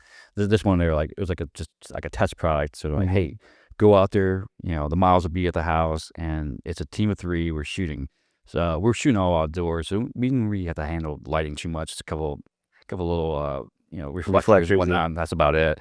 But we also had to handle the products that we're shooting, because usually the client's there and they're handling all that stuff and don't have to worry about. We had to, like, they're all inflatables. We had to blow these things up, move these things around. We had to shoot in a lake, and the lake wasn't cooperating with us because we're going against the current and all that stuff. We had the weather going against us. The hill that we had to go up and down like 20 times that day. And we were just doing the shoot. It was a 2-day shoot we did, and like it was just, we did everything. And we probably could have used a 4th person there as a PA or something like that. Like we were all a PA, we were all the cinematographer, we were all the director, we were all of this. And then by the end of that shoot, we just looked at each other and I'm like, dude, that kicked my ass. Yeah. I was like, that was a lot. Yeah. I was like, the shoot I did last week, like piece of cake, easy breezy, no big deal. Yeah. Yeah. It's just, yeah, it'd be very, very demanding work at times. Or sometimes it could be like, yeah, I just walked around the house, put my tripod down, took some photos. That's about it. Like even to this day, like even though I don't bring a gimbal to weddings anymore, I don't bring the gimbal unless the client specifically requests a gimbal. For any shoot I do, I never bring a gimbal anymore. Okay. Not at all. Just because my back can't handle it. But, see, I get hired a lot because of my gimbal work. Yeah. But I know what you mean. Like I started just messing around with, like, let's just go a little more handheld with the IBIS and stuff like that. Yeah. Sometimes you don't need the gimbal. Yeah. Sometimes you get that nice steady shot, but you also get that little hand movement in there. So it's like a little mix of it. But so it's just whatever it calls for, Yeah. My problem is, especially with weddings, I shoot weddings. If they do my full package, I do 5 cameras for the ceremony and reception by myself. So it's like a lot of big tripods and stuff, because I don't want that.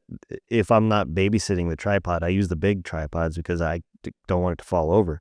So it's like a lot of big heavy tripods and a lot of big heavy lenses, because I bring 2 70 to 200s, a 100 to 400, and then the wide angle lens is a Sigma 14 to 24, so that's a big, that's a heavy lens. Yeah.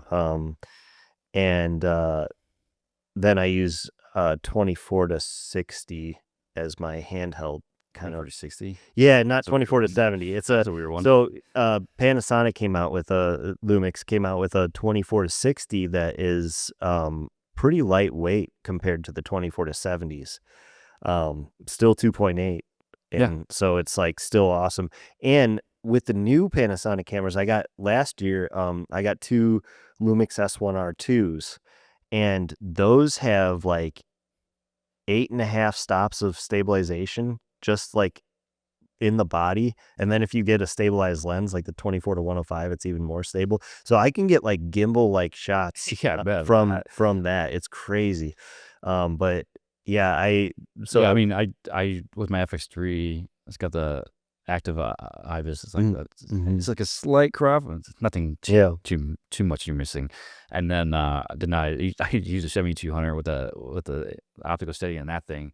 And I could do pretty good with it. Yeah. I mean, obviously with a tripod would be better anyways, but like it's just in the pins, like, hey, I need a nice cool 200 millimeters shot handheld, and sometimes it just looks creamy and like, yeah. it's like, all right. Yeah. That so like that the IBIS has gotten so good that it's like I don't even worry about a gimbal unless I get a client that's like, we want to walk down the street while talking. I know real estate, they probably I see so many real estate agents that you're walking backwards while they're talking. So in that instance I would use it, but most of what I do is just like weddings, events, and podcasts or interviews. So it's like I don't really need it most of the time. For B-roll, I can still get moving shots. I just do like a fake slider shot with my arms like that.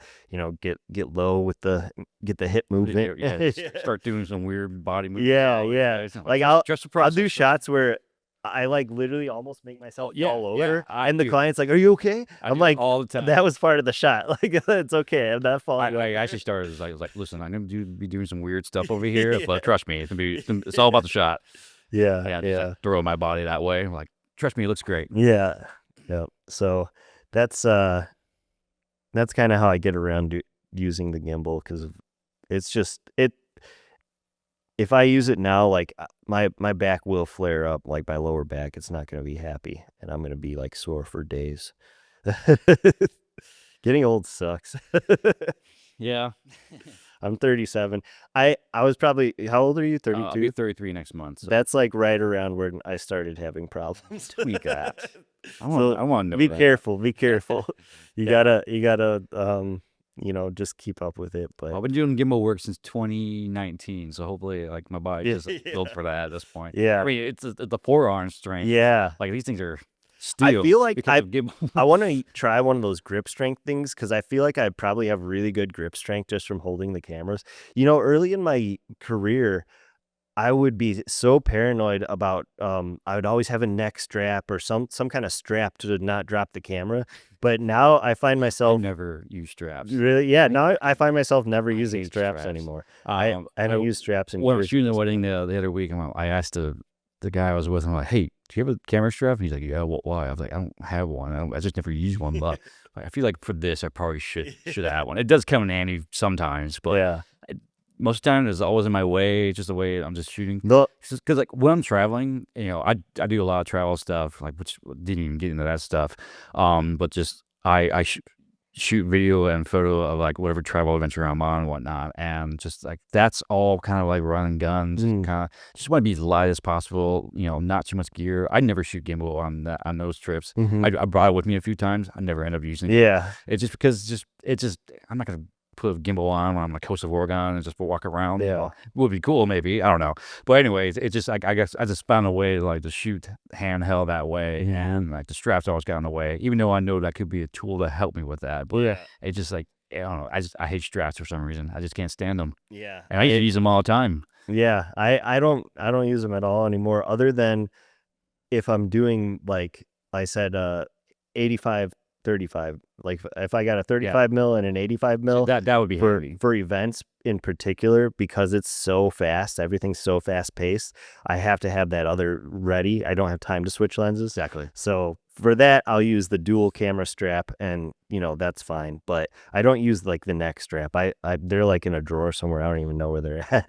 Yeah, I have a Peak Design strap for the camera, and it's great. It's durable as heck, but I have no idea where it's at. I lost it. Yeah. So I'm like, well, whatever. I do have a chest mount for wildlife. So I do a lot of wildlife photography. I have another page for that. It's Turtle Time TV. And I will mount, because I have like a 500 mil f5.6. It's a prime lens. And I'll put on the teleconverter, so it's 1,000 mil f11 at that point. So I really only shoot with that when it's like direct sunlight. But it mounts to my chest, and all I got to do is like turn it and lift up, and it comes off. So that's nice. And I keep 2 straps on it that are they're like tethered basically to my vest, just in case I drop it, because I'm hiking. So I'm like, I might slip in the mud or do something weird. Like, so I'll use the strap for that. But the other day yesterday, I was hiking without any kind of strap. And I, like, halfway through, I was like, wait a second, I don't have my straps attached. What am I doing? I should attach it. But like, if I'm doing a job, like some days, like I'm holding, especially weddings, I'm holding that camera for so long, my hand will start cramping up. Like I can't even like move it. Yeah. Yeah. But yeah, I think that my grip strength is probably good just from holding those. Cause like if I'm holding a S1R2 with the battery grip and the cage around it and a 70-200, that thing weighs like 10 pounds or something, maybe more. It's like, it's pretty heavy.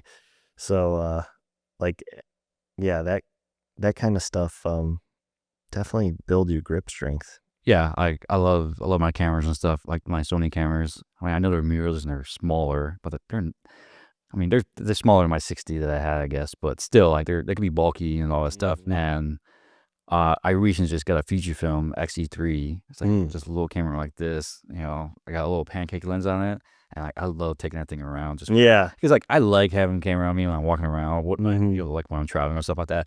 But I don't always want to bring my FX3 out or the A7 III out for photos, especially with the 7200. Yeah. Sometimes like it, and this is just talking as a photographer. Is just like sometimes like just being put in the spot. Like, all right, I have one lens and one little camera. That's all I have. Like make the best out of it can. And the one lens is one focal length.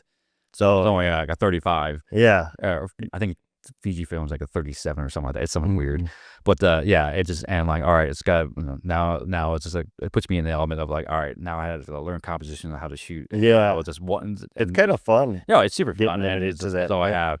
It's so nice just to have something light and small and still be able to take photos and all stuff. It's not the iPhone, just something to have like that. Yeah. That's what I like about these. These are tiny cameras, and like that lens in the middle one, that's a 18 to 40 millimeter lens. It's f4.5 to 5.6, I think. Okay. Something like that. So it's not the fastest lens, but it folds down super compact. Like you can almost fit that thing in your pocket. So that's, I've definitely managed to fit my Fuji. Yeah. It's kind of rough. I have a 28 millimeter pancake lens for it, and I could fit it in my pocket with that lens, but it's like f8. And it's like, what am I going to use? Daytime. Might as well use my phone at that point. All right. Might get interesting. It came with the camera. I wouldn't have bought it. No, Polar Pro made like these light streak lens. I don't know if you ever heard of those. They make like 3 of them. You could buy all 3 of them for like $150. They're super cheap. Maybe a little more than that. I forget. But they're like they're f11. And but there's no focus on it, and it's like a light streak lens. Honestly, it's kind of a crappy lens, but you can get some very characteristic photos with it. Like it's kind of like it's cool looking. Light streak, like for when you're light painting, or what do you mean? No, so yeah, they call it light streak because what you could do is you can kind of pull like the a part of the body off where you can let light into the side of the lens. Oh, yeah. So I think they call it light seeker lens or something like that. It's Nice. Fuller Pro. But yeah, it's kind of fun and nifty and whatnot. I would never use it on a client like that, but like I was shooting some stuff and it just gave some character and whatnot. It was interesting, but it was just fun to walk around because like they're like this thin. Yeah. You know, it's super compact. Nice. But yeah, they're f11. So, and focusing is, you know, your best guess at that point. Yeah. But yeah, it's a cool lens. Nice. Yeah, that's neat. Yeah, these cameras, I just got 2 more of them this year because I wanted to have something compact to take to specifically podcasts at this studio because I don't leave anything here. So I just wanted to be able to like get in and out, not have to bring big you set up pretty quick bags. here, so. So it's nice to have like compact cameras like that. It's when I went to Canada, Montreal last week or whenever it was, I brought these cameras because I had to have 4 cameras and I have to bring them all on my carry-on. So with batteries and the microphones and the audio recorder, everything. So I was able to fit all of that stuff, 4 cameras and lenses all in my carry-on. So yeah, I've definitely gotten creative on how to pack my bag for the plane when it comes to camera. Yeah. I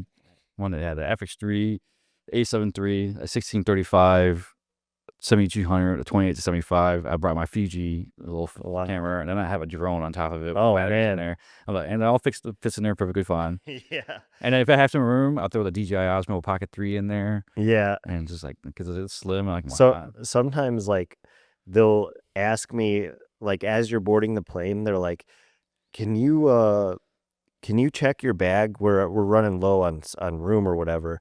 And I'm like, no, I can't. This is full of lithium-ion batteries.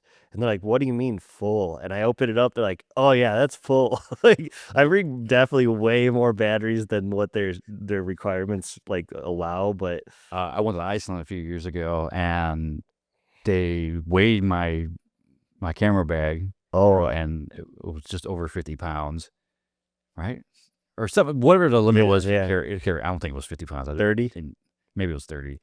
It weighed quite a bit. I had it pretty packed, and they were like, "Well, this is overweight. You can't bring it. You have to check it." I'm like, and then he was like, "Hang on, what's in the bag?" I'm like, he's like, camera gear. He's like, "Okay, we'll put a priority thing on there." And I was like, "We were not putting it on the bottom of the plane." I was like, "Don't worry, I wouldn't let you put it on the bottom of the plane." Yeah, too much gear in there. Too much. Yeah, I feel like that happens to me every time, and I've never had anybody question the number of batteries though, so that's good.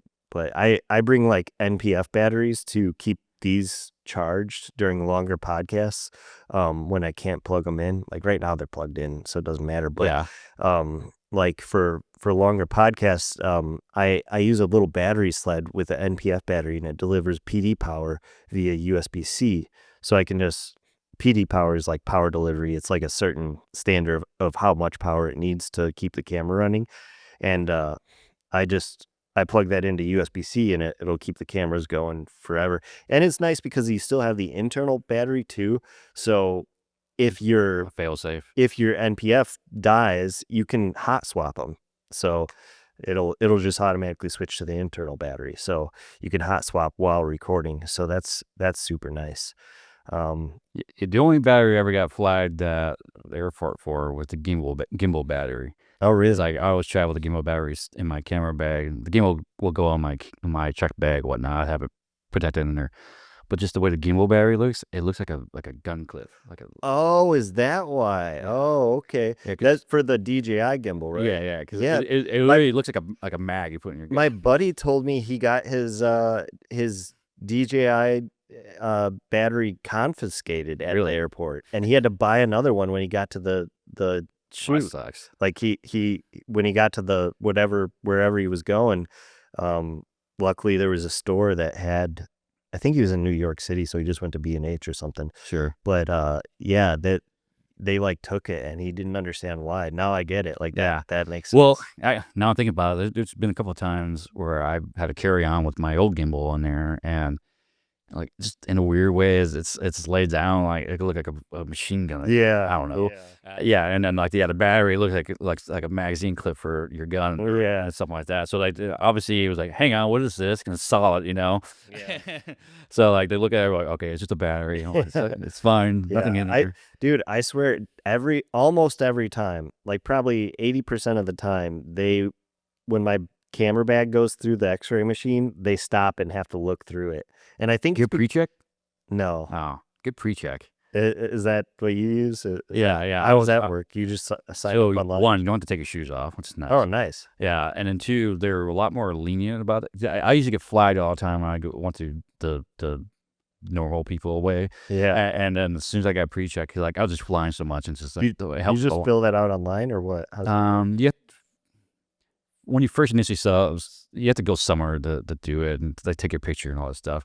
It's not that bad of a process. It's $85 for 5 years. Oh, nice. Like, it's nothing. Yeah, that sounds worth it. I didn't say that. No one knew about this. I don't want any more people in the pre-check line than there already is.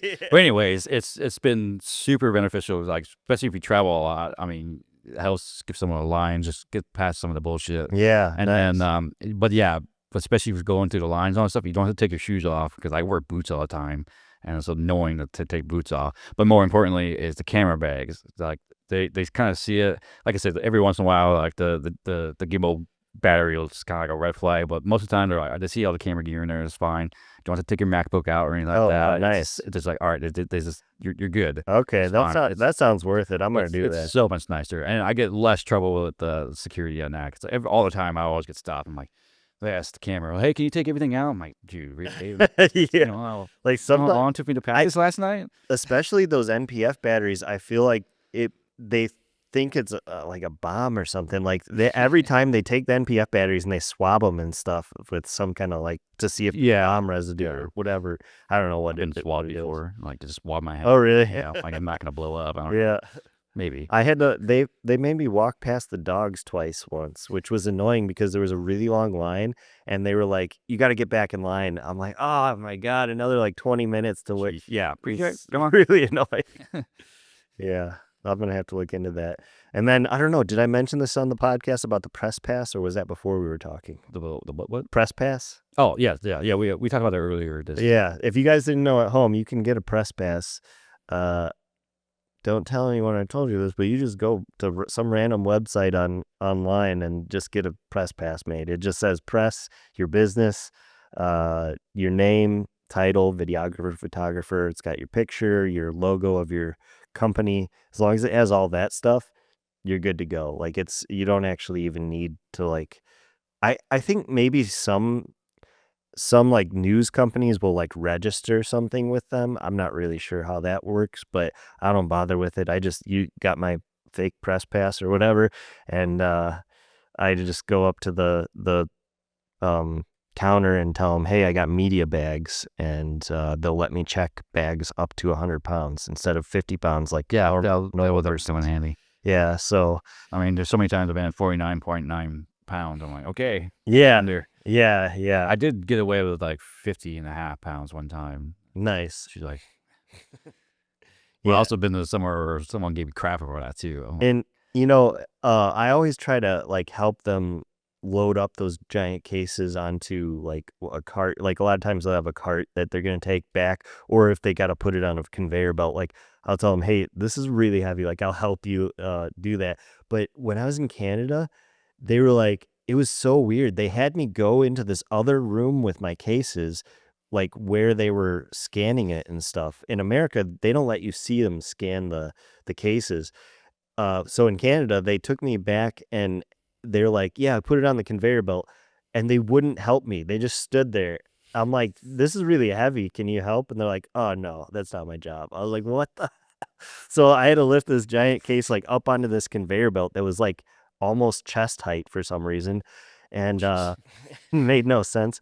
And then after it ran through the x-ray machine, she wanted to open it up and she's like, yeah, you open it. And I was like, what? Like this, I could open this and sneak something into it. Like this is before I go through security. Like this is so weird. Like after it's been scanned, I open it And like when she wasn't looking, I could have Different thrown country, different I could have rules. thrown something in there and then closed it, and they would have never known. Like that's so weird that they even like had Yeah. to do that. It seemed like a security flaw to me, but yeah. But I was just mad that I had to lift it up by myself, like so high too. I was like, come on, what are you doing? But yeah, the other thing is like because I have those two giant cases, I have a cart. I have a big cart that I use. Well, it's not. It folds down compact, but it's like a pretty. I used to use the rock and roller cart, the R2 RS2 or whatever it is. But the wheels on that thing were only like this big. They were tiny wheels, and I kept hitting like stuff, and it would stop, and then the everything would slide off of it. So I started using a bigger cart. I got from Costco that's like the brand is Costco, Costco, not Costco. Oh, But I got it at Costco, but it's Costco brand, whatever. Anyways, it's like a what do you call that? Where you what is that called? Where you could like lift a fridge with it? A dolly. a dolly. Yeah. So it's like a dolly, but then the bottom folds up and then the handle folds up. So now it's a cart. It lays like Yeah. you could take yeah. the dolly and lay it down and the handle comes up and the little whatever you call that Yeah, thing I know folds exactly down. what you're talking about. So I use that. Very handy. Yeah, I use that. So when I check everything, it's like probably with United, it's like $50 per item. I think American Airlines as well. The So United's 40, I thought. well, Oh, wait. I mean for media bags in okay. particular. $10 more. Okay. Yeah, so it's like $50 per item to check it. So it's like $150 because I got two cases plus the cart, $150 each way, and you know, client pays for all that. But basically, like the cart, I've always been worried about it opening up, like while it's, you know what I mean, like if it like the rock and roller didn't have like the sturdiest it was like kind of easy to open, you know Yeah. what I mean. The Costco cart has like a good latch on it, so it's not going to open like while it's going through everything. So that's what I like about that one. But usually like when I was going to Canada, they were going to charge just for a regular regular checked bag was going to be $80, but they still only charged me $50 because it was media, which was cool. I was like, It's good to that's know. interesting. Yeah. Yeah. So like doing the media bags, but they always ask what's in it and you can't put any batteries in there. So I just tell them, it's lights and tripods. That's all it is. Lights and tripods. So all my batteries go in my check bag. And then I usually have, an extra bag for like my clothes and stuff. That bag right there, that's my, what do they call it? Personal item. Personal item. Yeah. So that one's just barely small enough to count as a personal item. You used to And put them in the seat. I do when they come by and tell me to, but then as soon as they walk away, because I wear these boots to every shoot, Yeah. and these boots are so big, I can't fit them with that under the seat. So plus I got long legs, so I always have like a gap right here. So I just pull it up and put it right here. And then like a lot of times they'll come through again and be like, hey, you got to put that back under. So I put it back under. And now because like my legs are like this now, I'm like, I got to stretch out a little bit. So then I pull it back up. And sometimes I'll take my jacket and like put it over my lap and then they can't see it. I mean, most of the time I when I travel with gear, I have a check bag, and then I usually just have my camera bag as my personal item, but I still shove it up there. Oh yeah. Well, Well, I mean, I guess the camera bag would consider the carry-on because like I don't have any other personal bags, so whatever. yeah. Yeah. So I just shove it up in there. Yeah, I just use that Amazon rolling camera bag. Like I've seen a lot of people with it. It's like the Amazon Basics one, but it's got the handle that comes up and you can roll it around, and it's like the camera bag.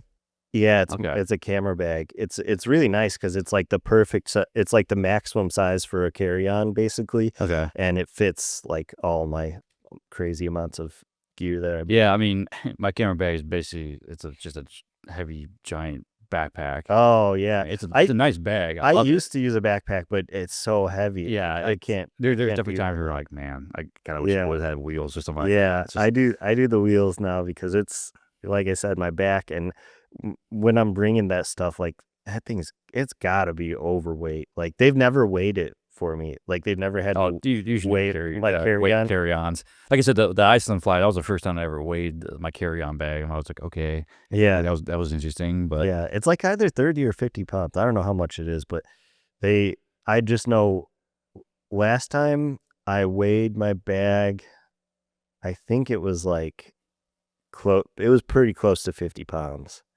And I was like, when I went to Montreal, and I was a little bit worried that they were gonna flag it and like tell me. My plan was to just take some of the stuff out of that and put it into my personal items bag, and then maybe they each weigh like not under the weight, but they don't even weigh them. They don't really care about that, which is kind of strange. There's been times where I put it up there and I could see the thing sag a little bit from the weight. oh jeez. If it's already full, Just ignore that. Just if it's like the last bag that I'm putting Yeah. in, like, but it seems like lately on all the flights, the overhead bins have been so full that like there's no way I could like put my extra bag up there. yeah, that's why you just cut groups and just get it on the plane first. Yeah, Shove it in there. see, I'm so bad about that. I never even like pick my seat. I always just Oh, really? yeah, I'd book everything on Expedia because then I can book my flight, hotel, vehicle rental. Also, you don't have an airline you try to like stick with just so you can get all No, I don't bother with the points and all that. I don't know. Well, it's nice to get those perks. Oh especially when you yeah. travel a lot. Oh yeah. I don't know. I I only travel like once a month maybe, but That's still It's- more than most people. yeah. I don't really like traveling, to be honest. I don't for work. Like I honestly would prefer to never travel for work. I kind of hate it actually because I'm wheeling those when I'm wheeling those carts through that cart through O'Hare. It's literally one time I went through 11 elevators. It was insane. It took me like 2 hours to get to my car from the time the plane landed. It was absolutely insane. And then this last time they had me park in like the main lot, but they gave me economy pricing because all the economy lots were full. And I was back at my car within like 20 minutes. It was so fast. Usually I do economy lot F, and just for the price, because like that adds up quick when you're doing multiple days and stuff. And I'm not trying to put all like crazy pricing on my. I always try to go as cheap as possible for my clients. Sure. They probably wouldn't care if I charged them more, but I don't know. There's something about it. I'm like, I don't want to overcharge them if I don't have to. But yeah, sometimes like if you're in like the furthest terminal and you're going to economy lot F, like I've had it to where I just had to keep going through elevators. And then like I went through the wrong elevator and then I had to go back. And there's people who will, for no reason, they don't have a cart, they'll take the elevator. And like this last time there was like a huge group of people standing by the elevator. I was like, dude, this is gonna take like an hour just to get in the elevator because I gotta wait for this huge group. And then the elevator's doors open and they keep standing there. So I just like pushed my cart around them and went in. I was like, what? What are they doing?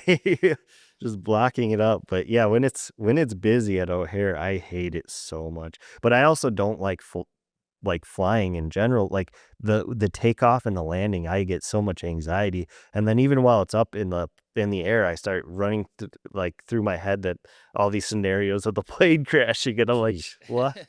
I just have I have like a fear of flying. Like there's something about it. And then there's me who's like, okay, well, let's. Yeah, like literally, I have to have like a couple drinks in the airport before I get on the plane because I'll freak out. Like Yeah, I mean, when I travel so much, I have like a system of how I travel. And I recently had to travel with someone. Like I usually travel by myself, so I'm like a Terminator. Like I park the car, I go take the shuttle bus to the airport, and check my bag. I go to the security gate to TSA pre-check, and this is that, and then I walk to the gate, make sure the gate's there for some reason. I don't know, Yeah, way I could go. I do that too. Okay, cool. I see it. The plane's there, whatever. And then I maybe I go to the bar or whatever it is. I have a system, but I'll have my headphones on, sunglasses on, like I just have a system. And then I get on the plane, I travel, I watch a movie or something on the plane, whatever.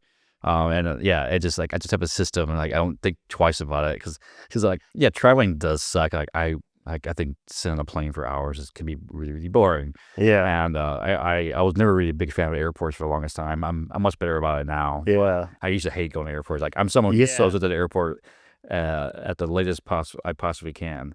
Oh yeah. I'm not someone who shows at the airport 2.5 hours before my flight. I show up 2 hours before every time. Yeah, I show up like my boarding time's at 10:45. I get there like 10:20. Yeah. Well, this last time, the Montreal trip, I showed up 4 hours early because of I heard there was crazy lines because the TSA wasn't getting paid and stuff. And they had that government shutdown thing. Sure. And that's still happening. I can't even the government shutdown ended like a couple days before my flight. Okay. So I got there early for no reason. I was a breeze. I went through in 20 minutes. I'm in. You're like, and I'm like, it was time. Dude, I had to just sit around the airport for 4 hours. I actually asked them if I could change my flight, and they're like, oh, you have to do it in the app. And I was like, oh, I don't have the app. Like, I got Expedia is how I booked it. I don't have the United app or whatever. Like, I don't want to deal with this. I'll just wait. I don't care. It was just because I was already like checking my bags, and they're like, yeah, you have to do that before you check your bags. And I was like, man, I don't want to deal with like trying to figure out this app, and maybe it works, maybe it doesn't, and then go check my bags. And I was just like, you know what? I'll just wait. It's fine. I don't care. Same thing on the way home, actually. Our shoot ended a little early, so I was like waiting. And when I got all that gear, people were like, why don't you go? All my friends are like, oh, Montreal, that's going to be cool. Like going around exploring. And I was like, dude, I have these giant cases. What am I going to do with that? Trying to explore. Like, I flew there on Thursday night. I flew out there, got to my hotel at like 8 p.m. or maybe 9 p.m. I ate dinner at the hotel bar thing that they got there. And then I do the shoot in the morning. And then I don't have an extra day at the hotel. Like I flew back that afternoon. Okay. So it's like I don't have anywhere to store all this gear. I can't just go around and have fun in the city with all this gear. Like there's nowhere for me to put it. So I was like, yeah, I'm not exploring anything. People are like, how was Montreal? I'm like, I didn't even really leave the airport. Like I went to a hotel. I went to the Radisson Hotel at the Montreal airport. And that's where the shoot was too. Oh, okay. Yeah. So it was like the shoot was in the hotel. So it was a podcast, and we just like rented their conference room or whatever. But so I've been to Montreal, but I didn't see it. Been there. Yeah. But no, I was. Yeah. That's kind of how all my shoots go. I don't like to go around and do a lot of stuff. Although when I went to New York City, we did a podcast in Manhattan. Yeah. That's where they got Times Square. Yeah. So city. Yeah. So it was in Manhattan. I would at least hope you check that out a little bit. Yeah. So I when I got there, it was probably like 3 p.m. or whatever. So I had some time. So I went over to Central Park, walked around the park, and then I walked out to Times Square just to check that out, just because I'd never been there. So I had to do a couple of tourist things, you know what I mean? And it was all within walking distance of my hotel, so I didn't even bother. Oh, yeah, it's very walkable. Yeah, I had to shoot basically an interview out there. It wasn't a podcast, it was an interview. Maybe it was a podcast. Same thing. I don't know. But we were out there for 3 days, and the interview got moved to like what was it? We got out there, we shot. Okay, sorry. I'm now remembering how it was all. We got there, we basically shot the interview the next day, and then we were there for another 2 days. Oh, and nice. Flight and everything. And I was like, okay. And then the guy who I was with, he was like, I'm doing this and all that. I was like, you just do whatever you want. Yeah. I'm like, okay. Nice. And so I just hung around New York City for 2 days. I rented one of the city bikes. Oh, cool. I rode around the whole city. It was super fun. Nice. I should have rented the bike. I don't know why. Yeah, it's really easy to ride a bike around it. Well, so in New York City, there's a bike messenger is like a big thing out there. Mm-hmm. And I always thought like it's like one of those jobs where like it would be cool to do that for like a day, but never. Mm-hmm. I don't want to be a bike messenger. Yeah. But my client was he said, hey, I need you to go to this one address, pick up a package, and then deliver to another address. I'm like, The shit, shot. I get to be a bike. I get to be a bike messenger today. So I get a bike. I go to this location. And I go to some random building, some elevator. Some guy like looks at a peek hole and opens the door, and it's like this room with a tie in the package. Oh wow. Yeah, he was like a tie manufacturer or something like that. I pick up the package, and then I didn't know where the hell I was going. I'm just riding my bike through it. And next thing I know, I'm riding a bike through Times Square, like on the road. Like there's buses, there's taxi cabs, like the whole, it's a Times Square is a lot. I'm like, Yeah. I was like, oh my goodness. Yeah. Oh, like, this is When you're from both Indiana, amazing and terrifying at the same time. Yeah. And then I drop off the package. I'm like, cool. I like, the whole job's done. I'm like, cool. Got to be a bike messenger for a day in New York Right. City. I'm like, Yeah. I have to cross that off. So Yeah. put that on my resume somewhere in there. Yeah. When I was going through Times Square, it was like a zoo. There were so many people. It was like nighttime on like maybe it was a Thursday. Or no, I don't know what it was like close to the weekend anyways. And there was so many people. I was like, I don't like this. I got to get out of here. This is like it's a sea. And then you can see all the like scammers like eyeballing you. Like I'm looking around, I spend a fair amount of time in Chicago, so I know what to look for. And I'm looking around, I could see the people you could tell who's a tourist and who's not. And they're like looking at me as I'm holding my phone. I'm like, put my phone in my pocket. I don't want them to snatch it. I saw somebody, I don't know if they snatched someone's phone or what, but like they took off running and somebody's yelling at them, and then a scooter pulled up and they jumped on the scooter and fucking took off. No It kidding. was wild. Yeah. So that's why I was like, yeah, this doesn't seem very safe here. I don't know. So I didn't really like it. When I was in New Orleans a few months ago, two people told me this in New Orleans, and they each one of them thought I was a local there. I was like, wait, you think I'm a local here? It's like, yeah, you just seem like you just know your way around here and live here and all that stuff. And I was like, I'm actually visiting from Chicago. I'm actually like a tourist. Yeah. But the fact that you think I'm a local is the biggest compliment you could ever give me. Yeah. It's like as someone who travels so much, I'm like, I'm finally at a level where I'm starting to blend in. Yeah, nice. You travel enough. Yeah. It's like I just pretend you know where you're going, I guess, at this point. So Yeah. I don't know. I feel like after you travel so much for a while, you just start to figure it out naturally. It's like, okay, Yeah. it's got to be somewhere around here. I was talking to the guy we were interviewing, and he's like, "How do you like New York City?" And I was like, "The people are so friendly." He's like, "What?" Yeah. And I was like, "I don't know. I went to Central Park and Times Square, and honestly, everybody was super friendly." He's like, "Oh, you're talking to tourists." I Yeah. was like, "Oh, yeah, that makes sense." Yeah, you got to go to different areas. Yeah. Yeah. The first time I went to Boston, I was in some gas station, and no tourists in this gas station, and like one lady was arguing with the cashier and all stuff, and it's just like they're saying this everything at each other. She was throwing shit, and I was like, yeah, this is Boston I always heard about. Yeah. It didn't even faze me. I'm like, it's cool. Just like, Yeah. They were like, people say that everybody's a lot more friendly in Chicago, but yeah, when I was out there, it was like the opposite. I just thought everybody was more friendly there, but their Central Park is really, really cool. Like I was just walking around. There's like a pond. that's massive. Like I said, I'm a nature person. Like I like taking pictures of birds and stuff. And there was a pond with like all kinds of like crazy birds that I never even saw before. And there was like these giant boulders that you could crawl around on and stuff. It was really neat. But what's also crazy about Central Park is how quiet it is. Yeah. I realized that. Yeah. Being in the middle of the biggest city in the Yeah. world, like, then there's that. Yeah. It's really cool. But I mean, like that kind of stuff I kind of like with the traveling. It's fun to like see things like that. But when you're there for work, it's like tough to really enjoy it. You know what I mean? It's just the whole time I'm just like worried about the shoot and just worried about, is my gear going to make it there? And is this plane going to crash? I don't know. I'm like a high anxiety person. You know what I mean? Like I have, Getting that vibe. yeah. I have, what is that? I don't know, anxiety issues, but I don't know.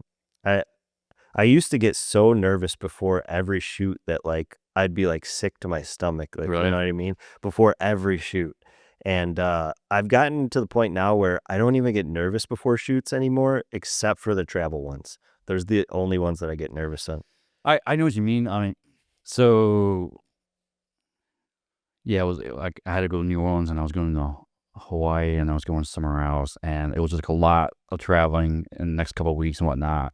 And I just took a moment. It's like, okay, like it wasn't anxiety. It was just like, all right, just it's like you're going to a lot of places in the next Yeah. couple of weeks and whatnot. It's like it's like you right now are going to be a different person in 3 weeks because like of all these experiences you're going to Yeah. have. It's like it's like you're about to be a different person pretty soon. Like, Yeah. not saying I was a completely different Yeah. person, but like you just like now I had those experiences and those work jobs and those stories that those people I meet and like just everything that happens in traveling and just whatever you explore.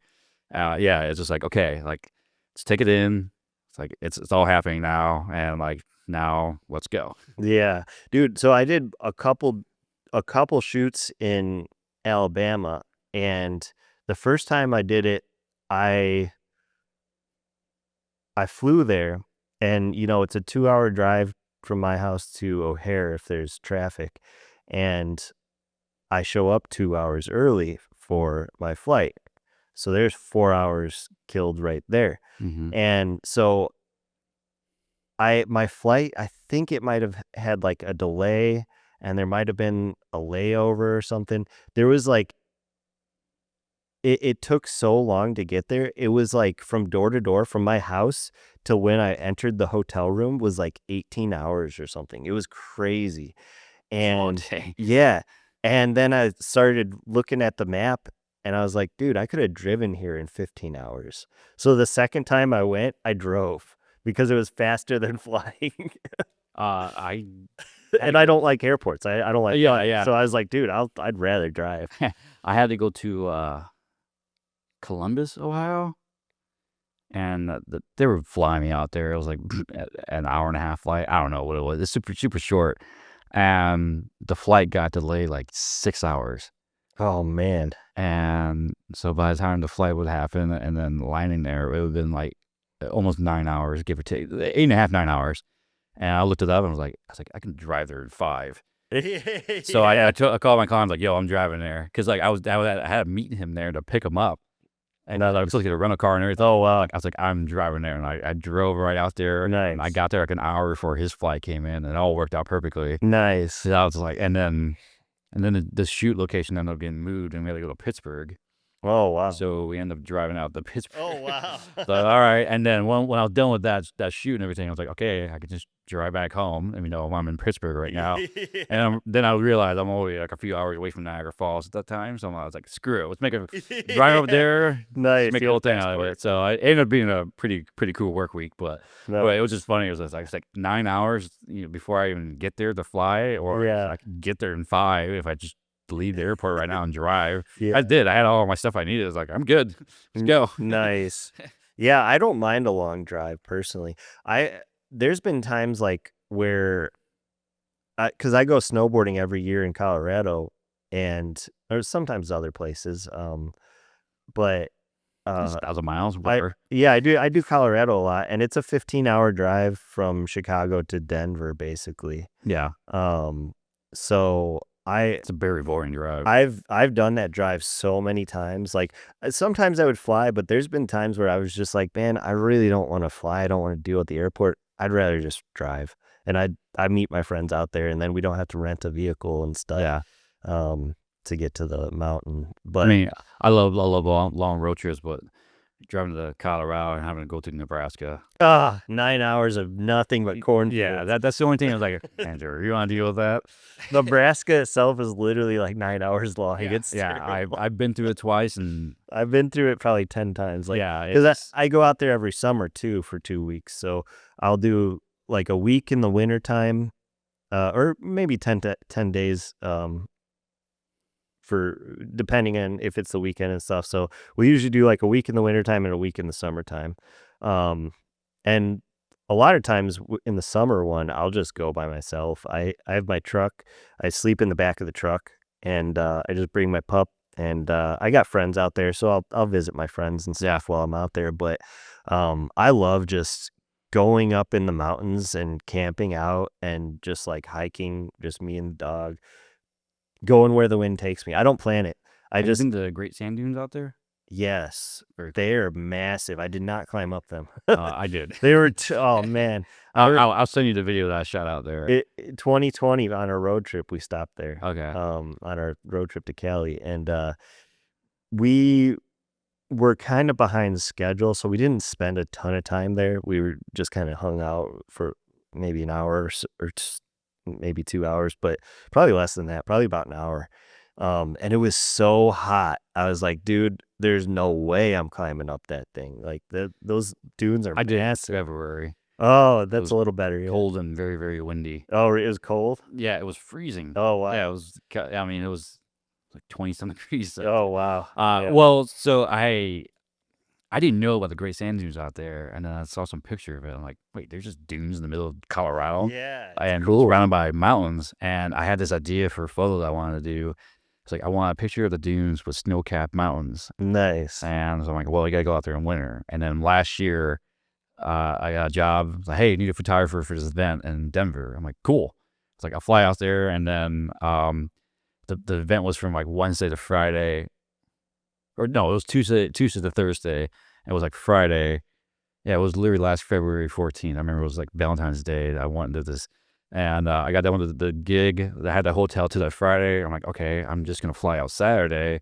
I'll go back to the airport, rent a car for $100, and I'm just gonna drive out to the Great Sand Dunes, like 3.5 hour You drive. had far. It's in the middle of nowhere. And it was I had to drive through a blizzard through the mountains to get up there.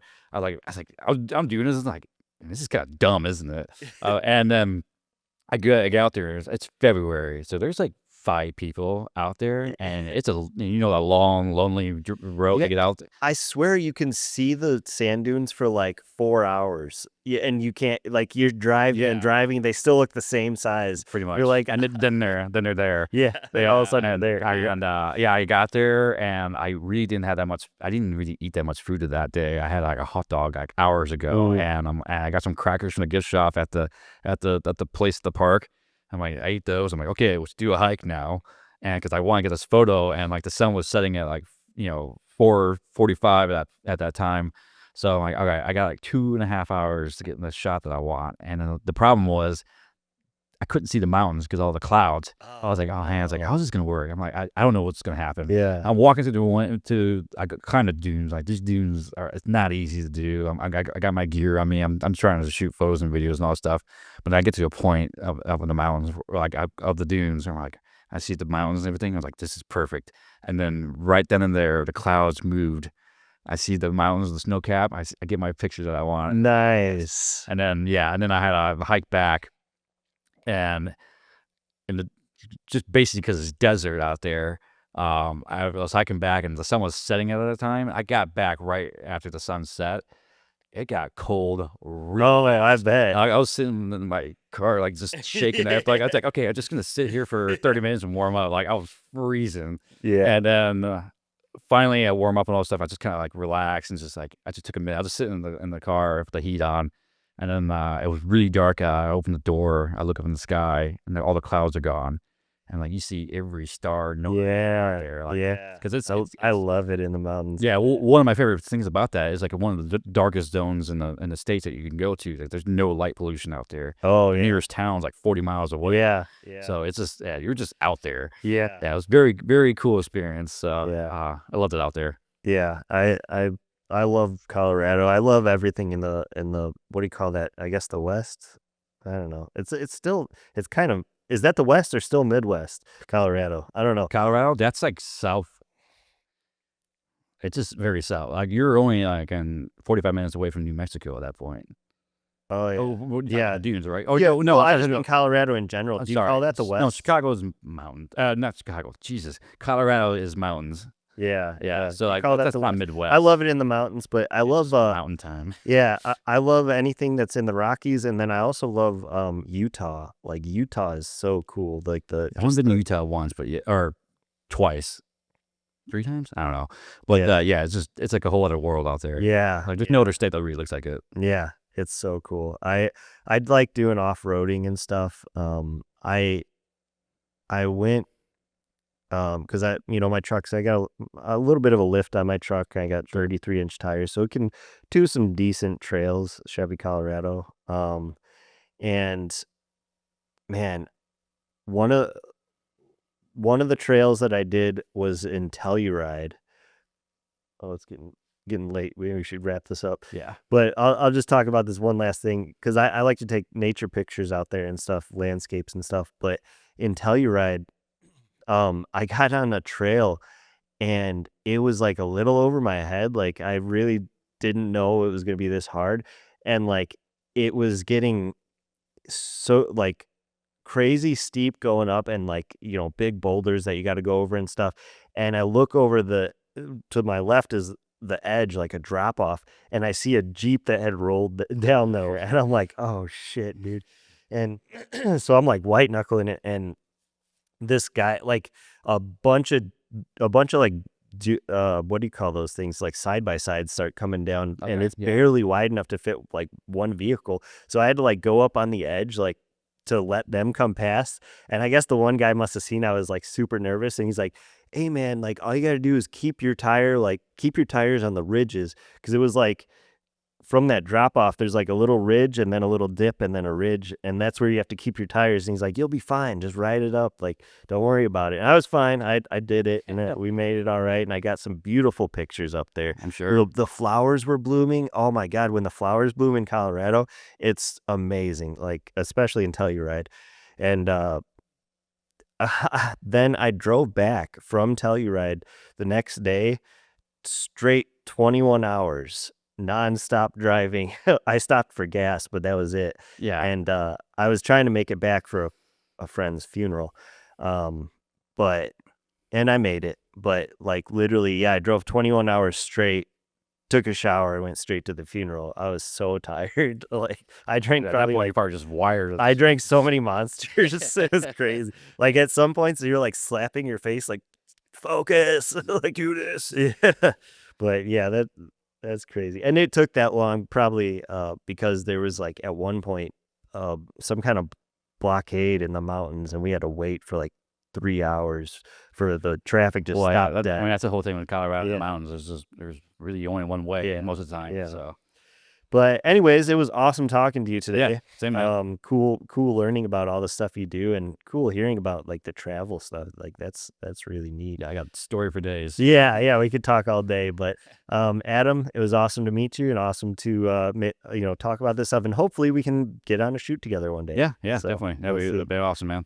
You guys at home, thanks for watching, and we'll see you next time.